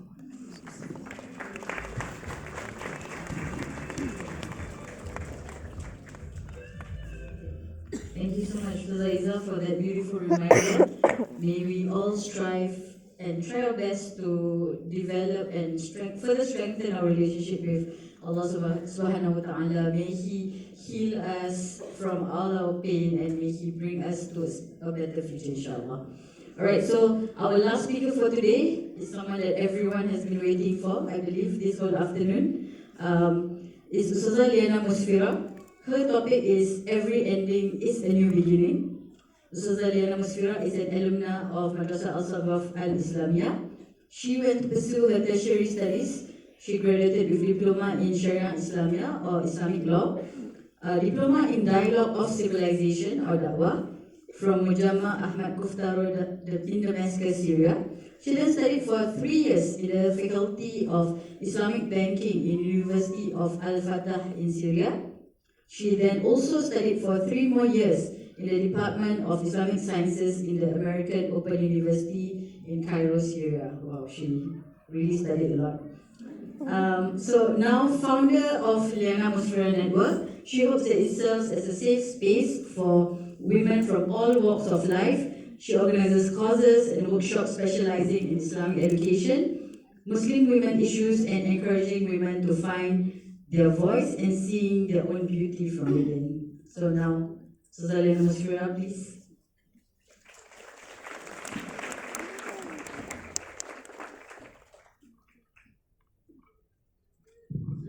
Okay, Bismillahirrahmanirrahim. Assalamualaikum warahmatullahi wabarakatuh. I would like to thank my mom and my grandmother. They are taking pictures non-stop of me from the second row of the seat. I would like to thank my fellow Ustazah friends and the team, my beautiful, beloved team from PPIS. Thank you so much. Not my team, my family from PPIS for supporting this event. The big sponsors, Kids Paradise, MFA, Fatima Mohsin, Shahid, so thank you so much. And for every single one of you who are here, thank you so much for spending your Sunday with us. I truly appreciate your precious time. So let me begin by sharing with you the beginning of my day today, how I woke up. So I was very excited last night. I told myself, you know what, it's going to be a big day today. I'm going to sleep early, but in the end I slept at 4 a.m., couldn't sleep. So excited. I was hoping that everything's going to be fine. But I remember at 8:43 a.m., I was looking at my phone. I woke up to my maid or my helper crying at the edge of my bed. It was not the beginning of the day that I was hoping for. There she was at the edge of my bed, crying, her hands were shaking. She had her phone on her left arm or on her left hand, and her right hand was waking me up. So that was how I woke up. 8:43 a.m. She said, Ka, wake up, wake up. So I was so shocked. What's going on? Is everything okay? Is anyone at the door? What's going on? Is everything okay? So she told me that her mother has passed away. So what a tragic beginning to my day, right? I was so devastated because that was the first time throughout the 1 year of her being my assistant or being my helper at home. It was the first time I saw her crying. And for me, I was telling myself, oh no, what a horrible starting, what a horrible beginning to my day. But on the other hand, there I was looking at her. For her, her relationship with her mother, her relationship as a daughter has ended. It was a painful ending for her because why? She wasn't there in Indonesia, in Surabaya, to witness her mother's last breath. And her mother took her last breath without having her only child right next to her. So as much as I was devastated to receive such a news in the beginning of my day, I was more devastated because why? Look at the end. Look at the tragic ending that she had to go through. Okay, so that was how my morning started. So now let me bring you back to years and years and years ago about our beloved Prophet Yunus alaihi salam. So I was complaining, right? I was complaining about how tragic I started my day with. Is that how? Okay, how tragic I started my day. So I remember this particular story, and this is the story that inspired me for my sharing today. There is no painful ending as painful as the story of Nabi Yunus alaihi salam. So we all know what happened to Nabi Yunus alaihi salam. Actually, there were a lot of prophets that I wanted to put in this session, but I only had 15 minutes to share. So I'm just going to share Nabi Yunus alaihi salam story. Okay, so if you look at Surah Al-Anbiya, verse number 87. Okay, Surah Al-Anbiya, verse 87. Bismillahirrahmanirrahim. وَذَا النُّونِ إِذْ ذَهَبَ مُغَاضِبًا فظن أن لن نقدر عليه فنادى في الظلمات أن لا إله إلا أنت سبحانك إني كنت من الظالمين. Surah Al-Anbiya, verse 87. So what happened? Nabi Yunus alaihi salam had to deliver a message from God, a message about God. So he wanted the city to change and accept his message. But did the city change and accept his message? They didn't. So he was so angry, he was so upset, he was so disappointed that he decided to travel. So when he traveled, he took the sheep, right? He took the sheep, and then what happened? The clouds started to become extremely dark, the storm started to come in, and the sheep was shaking so hard. So the people on the sheep knew they had to do something in order to survive. So they started to remove every single thing from the sheep, and in the end, they were still in trouble. So they knew they had to remove someone. So every time they started to discuss and they started to decide on who's the person that has to jump out of the sheep, Nabi Yunus alayhi salam name was mentioned or was shown 3 times. This is no coincidence. Not only once that Nabi Yunus alayhi salam name appeared, twice and 3 times. 3 times Nabi Yunus alayhi salam's name appeared. So he knew that this is God's doing. He knew that this is not mere coincidences. So what happened? Imagine there's a storm, imagine the clouds are dark, imagine it's in the middle of the night. So he jumped off the ship. And guess what? Then noon, the wind started to swallow him. Pitch black. Pitch black wasn't what I experienced this morning. So there was still hope, there was still happiness, there was still positivity to have a good day, despite a tragic beginning of the day. But for Nabi Yunus alayhi salam, pitch black. That's it. Okay, and what was mentioned in the verse just now? Fil zulumat, fanada fil zulumat. Just now Nabila was mentioning about the multiple transitions, correct? So let me tell you the multiple darkness that was mentioned in this particular ayat. Okay, so the translation for the multiple darkness is, the first one is the darkness of being in the whale's stomach, in the creature's stomach. The second darkness that was mentioned here was the darkness of the deepest part of the ocean. And the third darkness that was mentioned here was the darkness of the night. They were in the middle of nowhere, the whale took him, swallow him inside his stomach, and then go all the way to the deepest part of the ocean. So I was comparing, your stories when you come to me and you say, Ustazah, that's it, I ended my relationship with my spouse, example, Ustazah, I just lost my baby, I had a miscarriage, Ustazah this, Ustazah that, I just got fired. So I want you to try to imagine being in Nabi Yunus alayhi salam's shoes. Of course he's a prophet, of course he has all these other mu'jizah that we as a normal human being we don't have, but try to imagine being in the whale's stomach. Okay? So there is no tragic ending as tragic as what Nabi Yunus alayhi salam had to go through. To be swallowed after he left his mission. He was supposed to spread his da'wah, but he was so angry, he left his mission and he was swallowed. So some people say it's a punishment from God for leaving the people or for leaving the city. Let's not go there, okay? So, in this verse, it's a very short verse. Surah Al-Anbiya, verse 87. In this very short verse, immediately after Allah subhanahu wa ta'ala explained how dark, the layers and the layers of darkness, and then the next part of the verse was talking about how Nabi Yunus alayhi salam came back up and he started praying. Okay, so right now, I'm going to share with you 4 of the things that I want you to go home, inshallah. Try to remember these 4 things. If you cannot remember anything else from my session, just try to remember these 4 things, okay? These are the 4 pointers that that I gathered from the story of Nabi Yunus alayhi salam. So the first one is that every ending and every beginning is God's mighty plan. He is the one who starts the time, He is the one who stops this time, and He can also be the one who moves the time.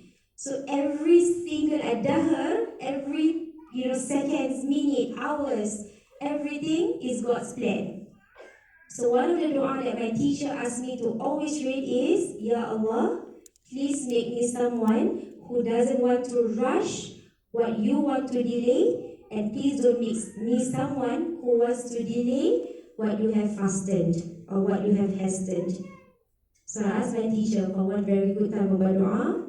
I remember she was sharing with me, please make this dua, Ya Allah, please make me someone who doesn't want any delay in whatever that Allah wants to make it happen fast, and do not want any hasten in things that Allah purposely wants it to be delayed. Okay, so that is trusting in God's timing. That's number 1. Number 2, some endings are initiated by us. Sometimes we are the one who said goodbye. Sometimes we are the one who walk away from a relationship. Sometimes we are the one who leave. So when you decide to be the one who start the ending for someone or for something, remember this slogan or remember this maxim, which is tasrihum bi ihsan, imsakum bil ma'ruf or tasrihum bi ihsan, which means if you want to continue being in that relationship, then do it with love and respect. But if you refuse, you know you had to say goodbye, you know there needs to be an end, then do it with grace and kindness. Because some people, when they knew they decided to walk away, that's it. They just walk away without respect, without kindness, without honor. So they just live in a way that they shouldn't live. Okay? So, when you want to continue the relationship, do it with love and respect. But if you knew you had to initiate the ending, then do it with respect and kindness. Number 3.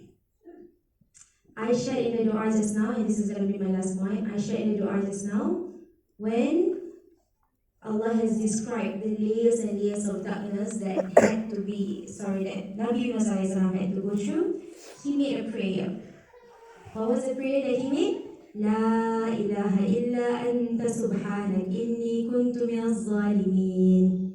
And in another verse, in Surah As-Saffat, Allah says, if he did not make this dua, then perhaps la labisa fi batnihi ila yawmi tub'asun. Allah says, if Nabi Yunus, when he was captured or when he was eaten up by the whale, he didn't make this dua, then perhaps he would have remained in that horrible ending until the day of resurrection.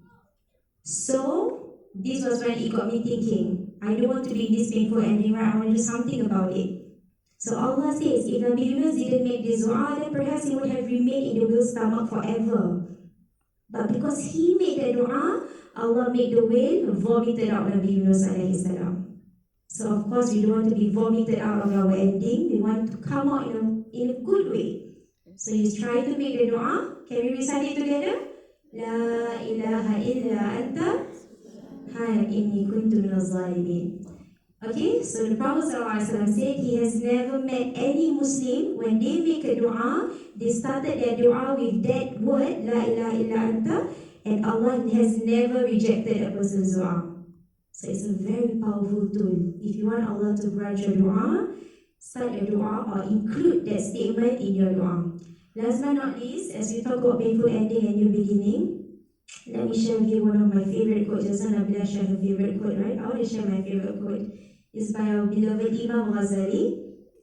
So let's hear what it is, okay? If we had perfect power to determine our destinies, and if we have perfect vision to see the future and know what is best for us, we would choose exactly the destiny that Allah has chosen for us. This is Imam Ghazali. He said, if we were to have the vision and if we can see the future and if we were to have the power to decide whatever we want for our fate, we would still choose the exact same thing that Allah decided to choose for us. So I hope to see the question and answer. There are so many questions ready as I do. We will open the question for the floor. And thank you for your time. Assalamualaikum warahmatullahi wabarakatuh.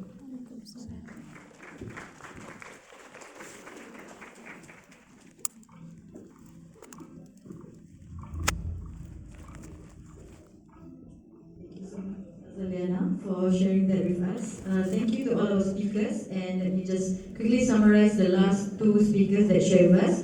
Ustazah Izzah talked about the importance of strengthening our relationship with Allah when we go through pain, and Ustazah Liyana touched on accepting and embracing the life that Allah has set up for us, has planned out for us, pain and all. And now we are coming to the Q&A session. Can we have all the speakers on stage, please?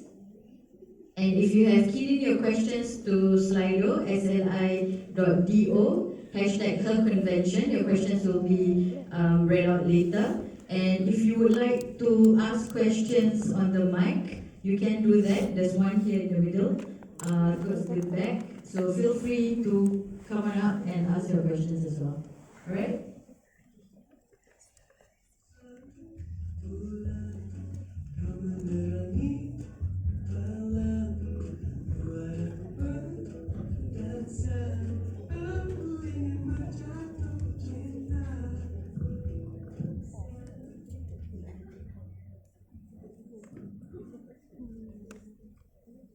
All right. Okay, thank you so much everyone for your questions. Please keep them coming in. So let us start the first one with the first question that we have. Okay, again, it's sli.bo. The hashtag is herconvention. All right? Okay. Okay, so one of the first questions that we have that has the most likes is from Mira. She says that she was interviewed recently on a podcast of how I let my husband marry a second wife. Listeners commented that I'm stupid and mentioned that I am out of my mind. Right? It seems to me that this question requires both the advice of Ms. Nabila and also perhaps one of the Asatiza. Maybe Ms. Nabila can start first. Maybe the question again. I mean, when I read this question, I'm thinking, how easy is it for people to just call somebody stupid and out of the mind, right? And for the person who's sharing, I mean, we often talk about polygamy in a way that it's frowned upon, but I think we forget that it's something that is permitted in Islam. So as Nabila, maybe I wouldn't want my husband to be marrying another person, but I cannot negate what Allah has permitted because I'm not. I mean, that's Allah's, thing with us. So the person who asked this question, I think, you know the circumstances that you are in. And I think to allow somebody to just call you stupid names, to label you as ill, why the heck are you sharing these things? Is I think very much uncalled for, right? So like I said earlier in my sharing, you know your context, you know what you are going through, and you know that there was a purpose to what you were sharing. I think I remember a random time I actually saw an interview, I think on RTN or something about this man with two wives, and they were sharing how lovely their marriage is. And I heard some commotion like, sharing this kind of stuff. I'm like saying, this is reality. The reality is people are in polygamous marriages, and some polygamous marriage leads to happiness. Right? Some people enter polygamous marriage under different circumstances. It may be maybe started off as an affair, or it may actually not. I know of people. I have clients who the first wife pergi meminang the second wife. Right? And polygamy is something I think, mashallah, whoever is in a polygamous marriage, may Allah grant you the highest of Jannah because it's not the easiest thing to do. So, a simple way of answering this is don't care about what people say about you because you know yourself what your intention was. And I think a lot more people may have benefited from your sharing than the people who actually frowned upon what you shared. So, yeah. Right, thank you. Ustazah. Bismillahirrahmanirrahim.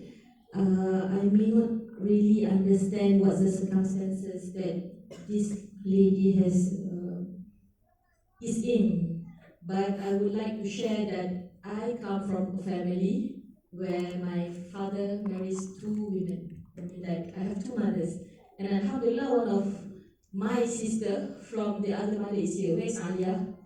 Alia mana Alia? Birthday Alia kan ni? She's there behind there. Okay, mashallah. So you see, it's not as bad as it is. Memang tak ada perempuan suka, okay? It's very, very something yang orang perempuan tak suka, okay? Not many a woman is like this lady, mashallah, can share, is willing to share her husband. Banyak-banyak benda semua kita boleh share, but this man, lelaki ni kita susah nak share, betul tak? Kan? So, the one who can share is mashallah. I would say that, ya Allah, it takes a lot to sacrifice such a way. Especially this akhir zaman, where we can see the ratio of women are more than men. And there is one hadith where Rasulullah SAW said, there will come a time when one man have to take care of 50 women. So what does that imply? It has a social impact. So that's why polygamy is not something yang Islam prohibit. Sebab apa? There's some situations where polygamy may come to help. You know? Dia benda yang memang tak orang suka, tapi kalau betul-betul we do it beautifully, insyaAllah. Okay? You don't ask me lepas ni Ustazah nak share your husband ke? That's another topic. Altogether, Ustazah Liyana boleh buatkan dia a convention. Tengok buat topik polygamy orang datang tak Ustazah. Maybe the man will come, the women come semua dengan dia punya all the senjata Okay, thank you.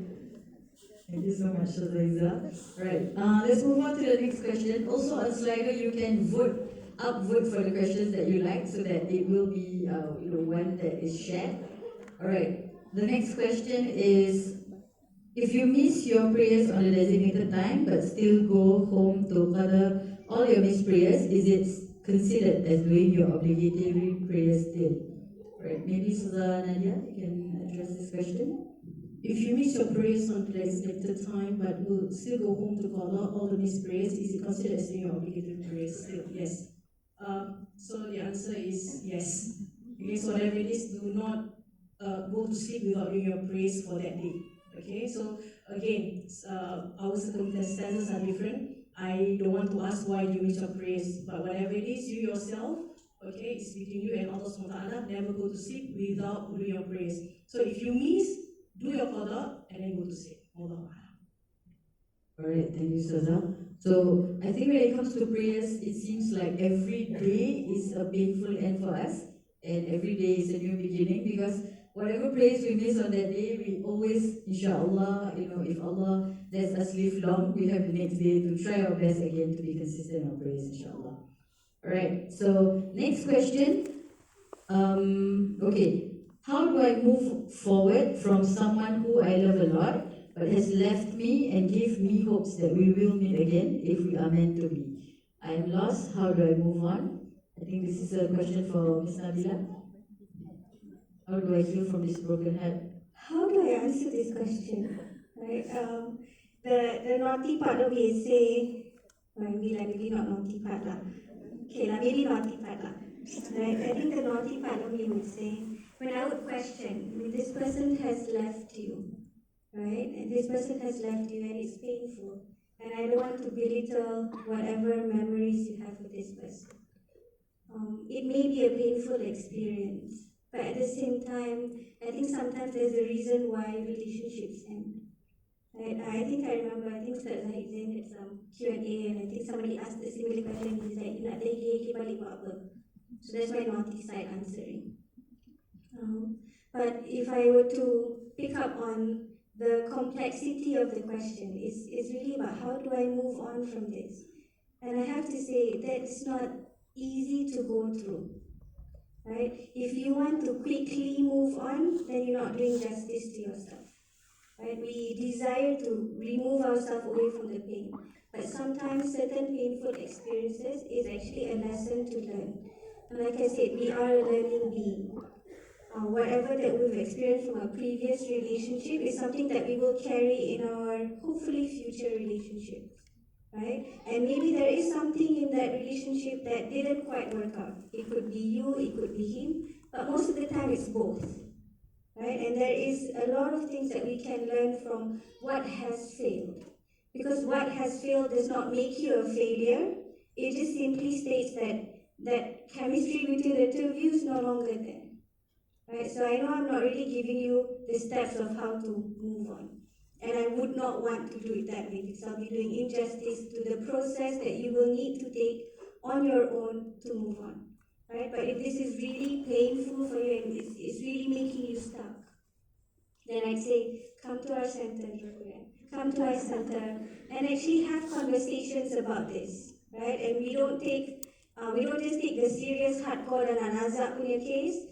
We actually do take our time to spend time with individuals who have even these kinds of questions. So, yeah. Thank you so much, Ms. Nabila. So again, if you're going through pain and you need help and support and there's no one around you that can help, definitely seek out opportunities that are available out there that can help you through your difficult time. Alright, now I would like to open questions to the floor. If anyone would like to ask their question, there's a stationary mic in the middle of the hall. Please come to the mic. Do you have any questions?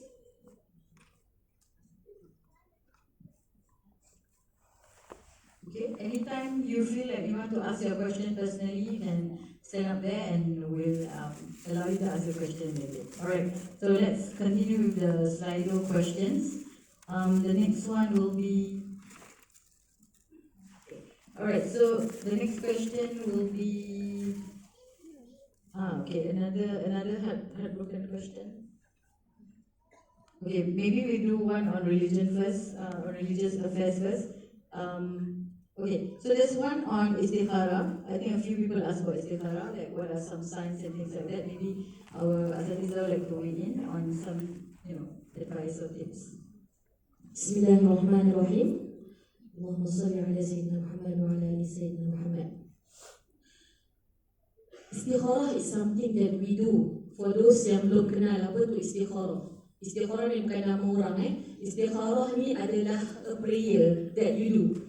A prayer that you do when you are in how would I say, in decision making. Sometimes you tak tahu A ke B, kanan ke kiri, nak pilih yang mana.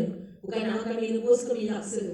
Okay, that one is too petty lah. But then everything actually in life we can do istikharah. I know my father, he did istikharah every day without fail. Masya Allah. This is after Salat Maghrib, and one of the Salat is called Salat Awabin, Ismail Sunat. This is the supplementary prayers that I have been talking about just now. One of it is Awabin Ma'al Istikharah. This is after the Maghrib prayer, and this is Sunnah. This is not compulsory prayer.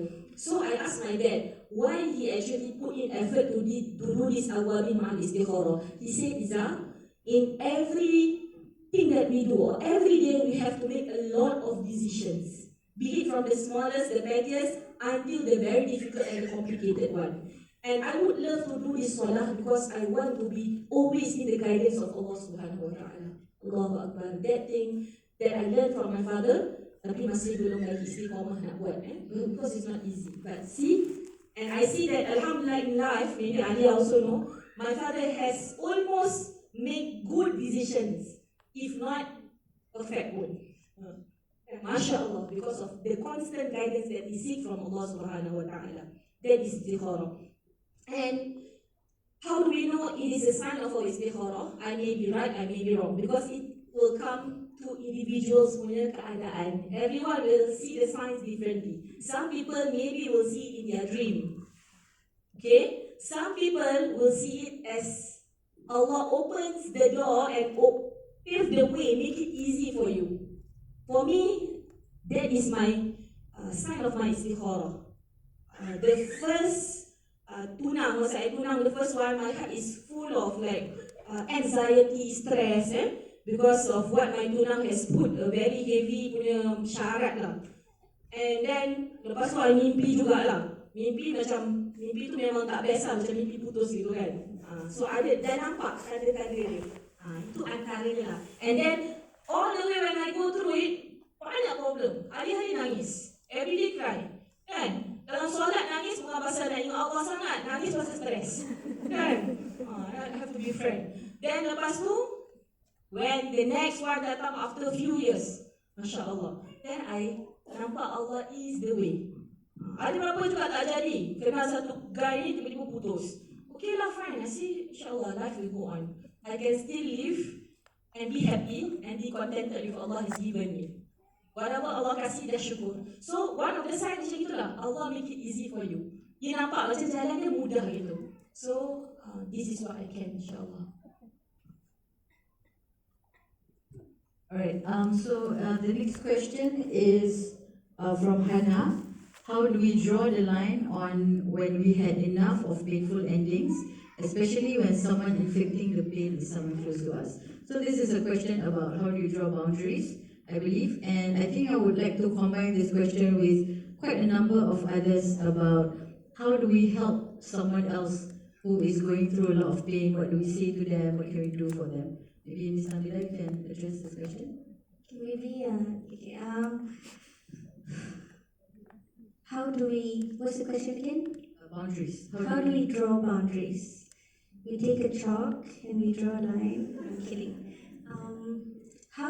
Boundary setting is a skill that we need to have.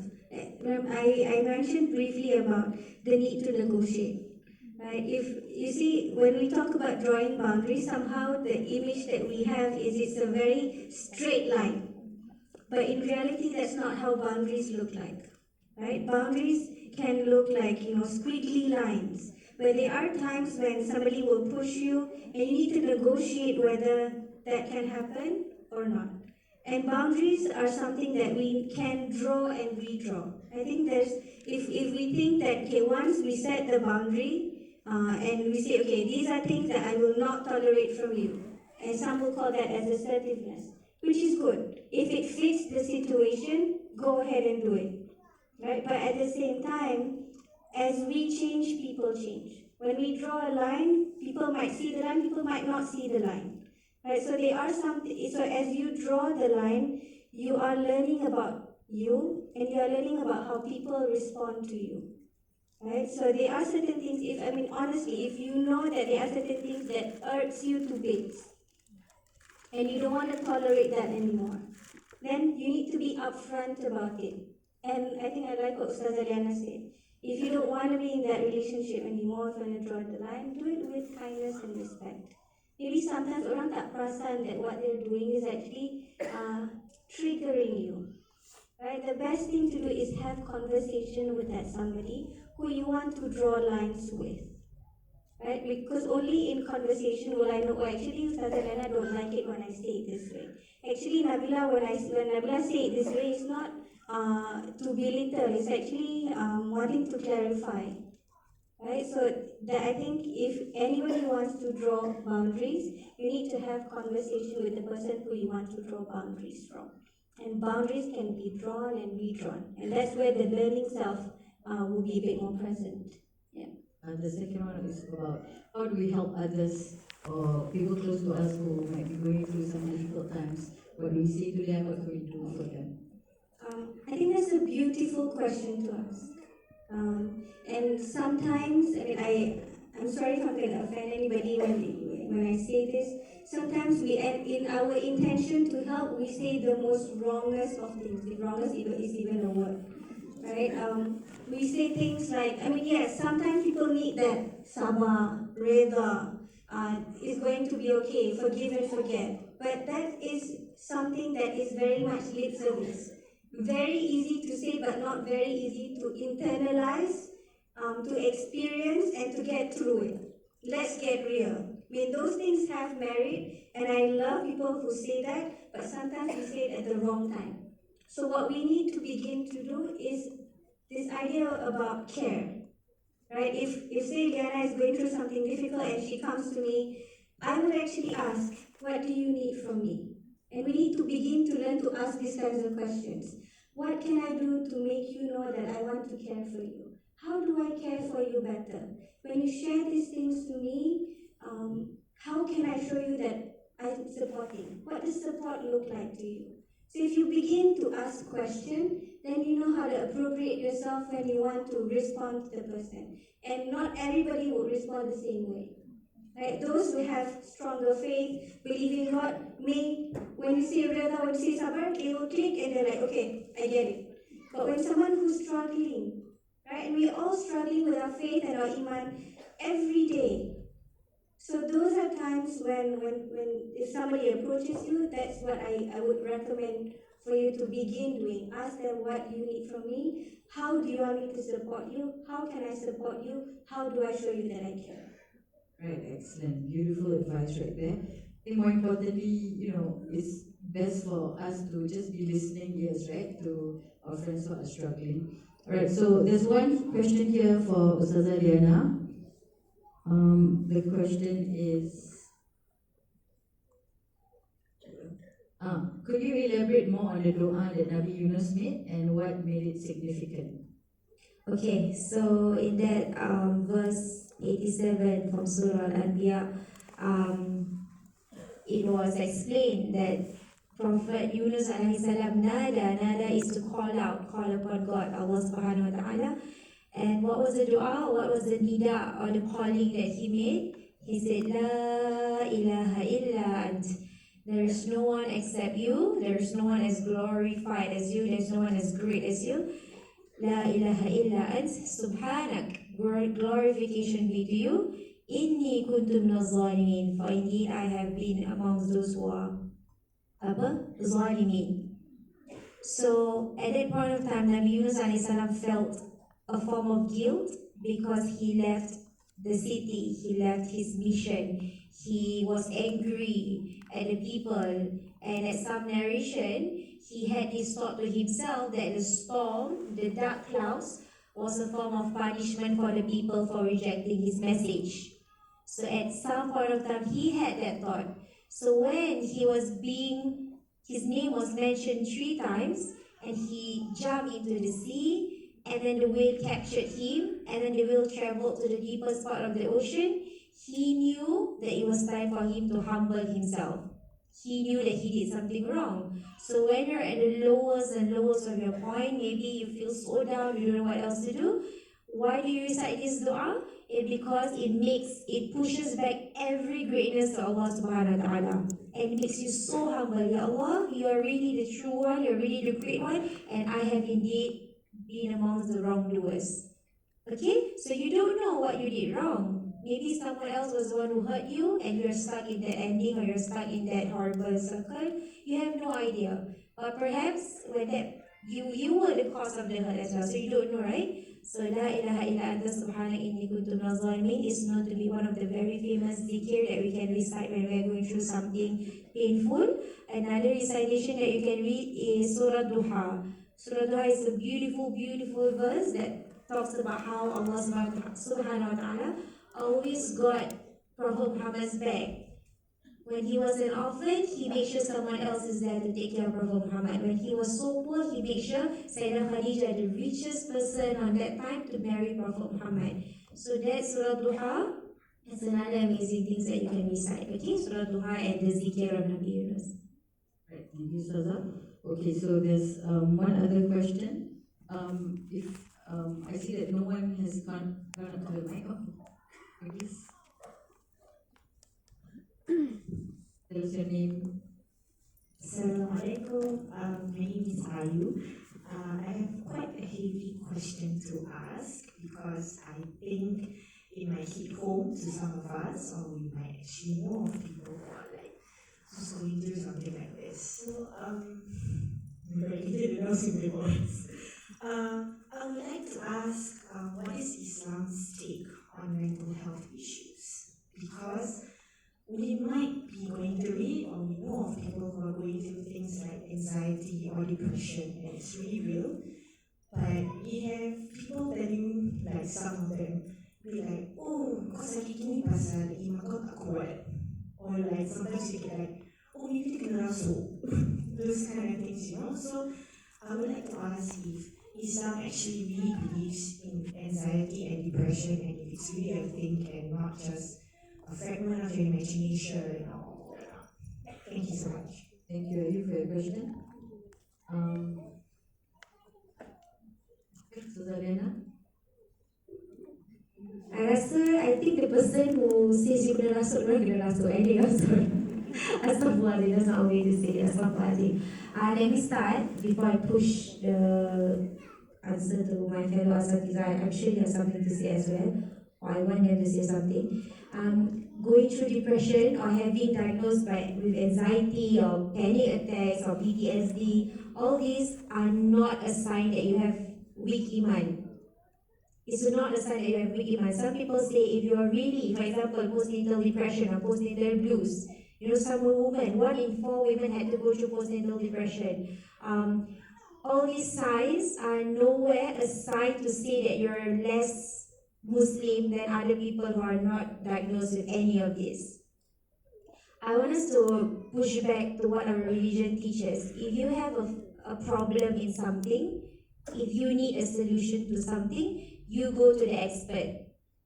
If you need help with science, you go to a science teacher. If you need help with you're sick, you go to a doctor. If you need help with relationship, you go to a counselor or mediator. If you need help with having all these thoughts or whispers in your head, you go to an expert, which is a therapist or a counselor, or anyone from the Institute of Mental Health.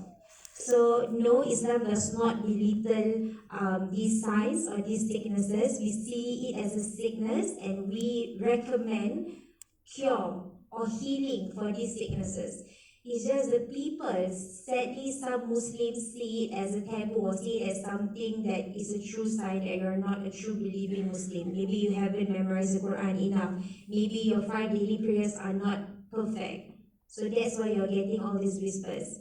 But they push aside all the trauma or all the horrible incidences that happened to this person that caused to this person to have that sickness. So I want Ustazah Nadia or Ustazah Izzah to add, inshallah. I think there's nothing more to add. We agree with what Ustazah Liyana had mentioned. Like she said, even if you ask what is Islam's take on this, there's an ayah that says Fasalu ahla zikra in kuntum la ta'lamun. Ask those who know if you don't know. Okay, so again, like Ustazah Liyana mentioned, everyone has their own area, so we cannot just dismiss mental illnesses. You cannot comment. It's hurtful to comment such thing to a person. It's as though that you dismiss. It's as though that you're putting the person down, and it might worsen that person's state. So help the person, ask the person to seek professional help, and at the same time, you can advise nicely, kindly, for the person to always hold on to Allah subhanahu wa ta'ala. But seeking professional help, that is important, and that is part of putting in effort. And in Islam, you have to put in effort, and then you be patient. And then you be patient, and you have trust in Allah subhanahu wa ta'ala. If I can add on a bit to that, I think that's a beautiful question, Ayu, for asking. When I have a background in Masters in Clinical Psychology, and I deal with a lot of individuals with mental health problems, and also in our community. The direct answer to that is no. Right? There is no such thing, I mean, I know I'm not an asatizah, but there's no such thing as labeling someone with weak faith because you have mental health conditions. Right? We won't say somebody who has cancer, oh, that's why you have cancer because you have weak iman. We would never say such things. Right? We would never say like, oh, because you have a sore throat because you didn't pray yesterday. You're laughing because it sounds really ridiculous. But it's the same thing that should apply to mental health condition, because it's depression. Being sad and having a diagnosis of depression is really different, right? With somebody who has maybe anxiety, you feel anxious. Like when I was giving my speech, I was superbly anxious. You have no idea. My team knows how anxious I was weeks leading up to this. But it does not make me have anxiety disorder. Right? It's not uncontrollable. When you have depression, the sadness, the gravity of the sadness is so much that you can't even get up from your bed in the morning. And that's not something to be taken lightly of. Right? So I wish we move away from saying or easily labeling people as having weak iman, with faith, don't believe in God when they have mental health conditions, because subhanAllah, it's a huge struggle when you have to go through it and you have to function and all that. And sorry, I just wanted to also answer one question in the slide which will not be so up there. I think there was somebody who asked about you were sexually abused when you were a lot younger. I think to that person, I hope you can come up to us a bit later, because I think that's when you actually need to seek therapy. To get over or to go through that painful experience of sexual abuse. Right? Because sometimes when you've been abused in that way, you can actually experience trauma. And trauma, when you don't attend to it, can lead to bigger negative implications to your life. So I would request that person to come up to us and say, consider coming for therapy. Alright, thank you so much. Thank you so much, audience, for your questions, and thank you so much to our speakers today for your contributions. Can we invite you back to your seats?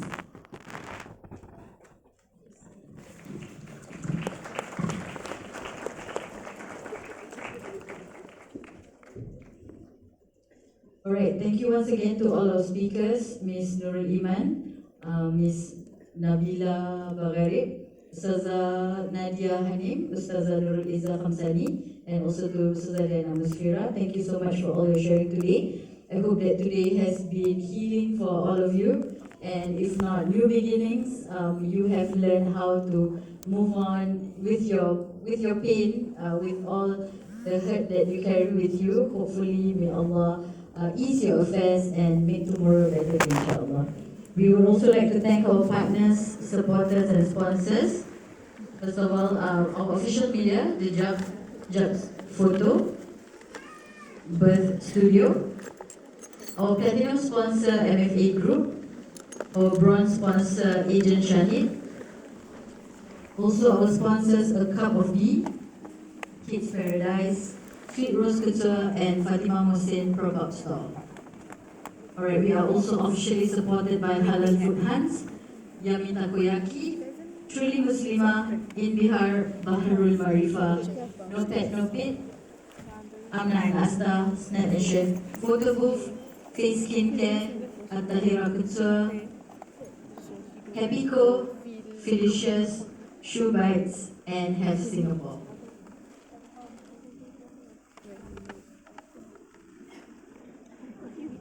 Alright, also our friends past supporting merchants, Craftwitch, TPT, Macrons SG, AG Delights, and Baking Rumors.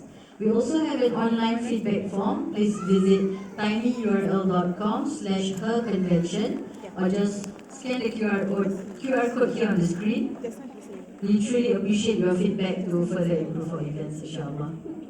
On behalf of the Liyana Musfirah Network, I apologize for any shortcomings and hope that you have benefited greatly from today's event. Let's invite Ustazah Liyana to update us with LMN upcoming events and recite the closing dua. Ustazah, please.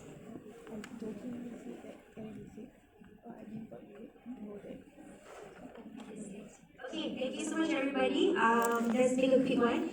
Yeah, a few things I would like to announce. The first one is Women's Night. Women's Night is 2 times per month, bi-monthly. This is that way. Bi-monthly evening with me. We're going to cover a book by Imam Ghazali, Bidayatul Hidayah. It's a beautiful book. Last night we covered all the sins of the tongue. So in the future we'll be covering the sins of the hands, the eyes, the nose, and how we can actually try to avoid these sins. That one is Women's Night, $12 per session. We are going to hop different mosques around Singapore. Second, I have been a big client to PBIS therapy. I knew I needed help. I knew I needed a platform to share all my problems. I don't have the answers. Yes, I memorized the Quran. Yes, I memorized the Hadith. I've been studying Islam for years. But most of the time, I needed help. And PBIS Therapy Institute was the place that I went to seek for help through my very painful separation or my very painful challenges in life. So I've been going to PBIS for I think 36 sessions. Don't worry, they don't eat you out. They have been very friendly and very accommodating to my problems and my complaints. So last year we had an event called Healing Hearts. It is where myself and all the therapists from PBIS came down and we would listen to your problems, we would listen to your challenges, and we would have a conversations with you. Last year we had over 250 people joining the event. This year we're going to have Healing Hearts, but we're going to go all the way to Batam. We need a staycation, right? When you have a problem, you need to run away from Singapore, right? Singapore's like very stressful, correct? Not? I still love Singapore. So this year we're going to go all the way to Batam. Kak Maimuna, the principal therapy, Miss Maimuna herself will be there, myself will be there, and also the rest of the therapists, Nabila herself will be there, and Miss Fajaria, Basita, all of them will be there for the Healing Hearts premiere, or we call it Healing Hearts retreat. Okay? The dates are here, so if you would be interested to join, you can go over to PBIS booth, and then we would put your name in because slots are very limited. So I really invite all of you to join PBIS Healing Heart Retreat 2019. And let's wrap up with the Tasbih Kafara and Surah Al-Asr. This is not an ending. I'm sure this is the start of something new, beautiful things happening to you. May the angels witness every single pain, every single tear that you have gone through. And may Allah SWT reward us with something so much greater. With this beautiful intention, let's wrap up with Tasbih Kafara and Surah Al-Asr. Bismillahirrahmanirrahim. Al-Asr. Inna al-insana fi khusr. إلا الذين آمنوا وعملوا الصالحات وتواصوا بالحق وتواصوا بالصبر. سبحانك اللهم وبحمدك أشهد أن لا إله إلا أنت أستغفرك اللهم وأتوب إليك. صلى الله على سيدنا محمد وعلى آله وصحبه وسلم. الحمد لله رب العالمين. Assalamu alaikum warahmatullahi wabarakatuh. Thank you so much everybody.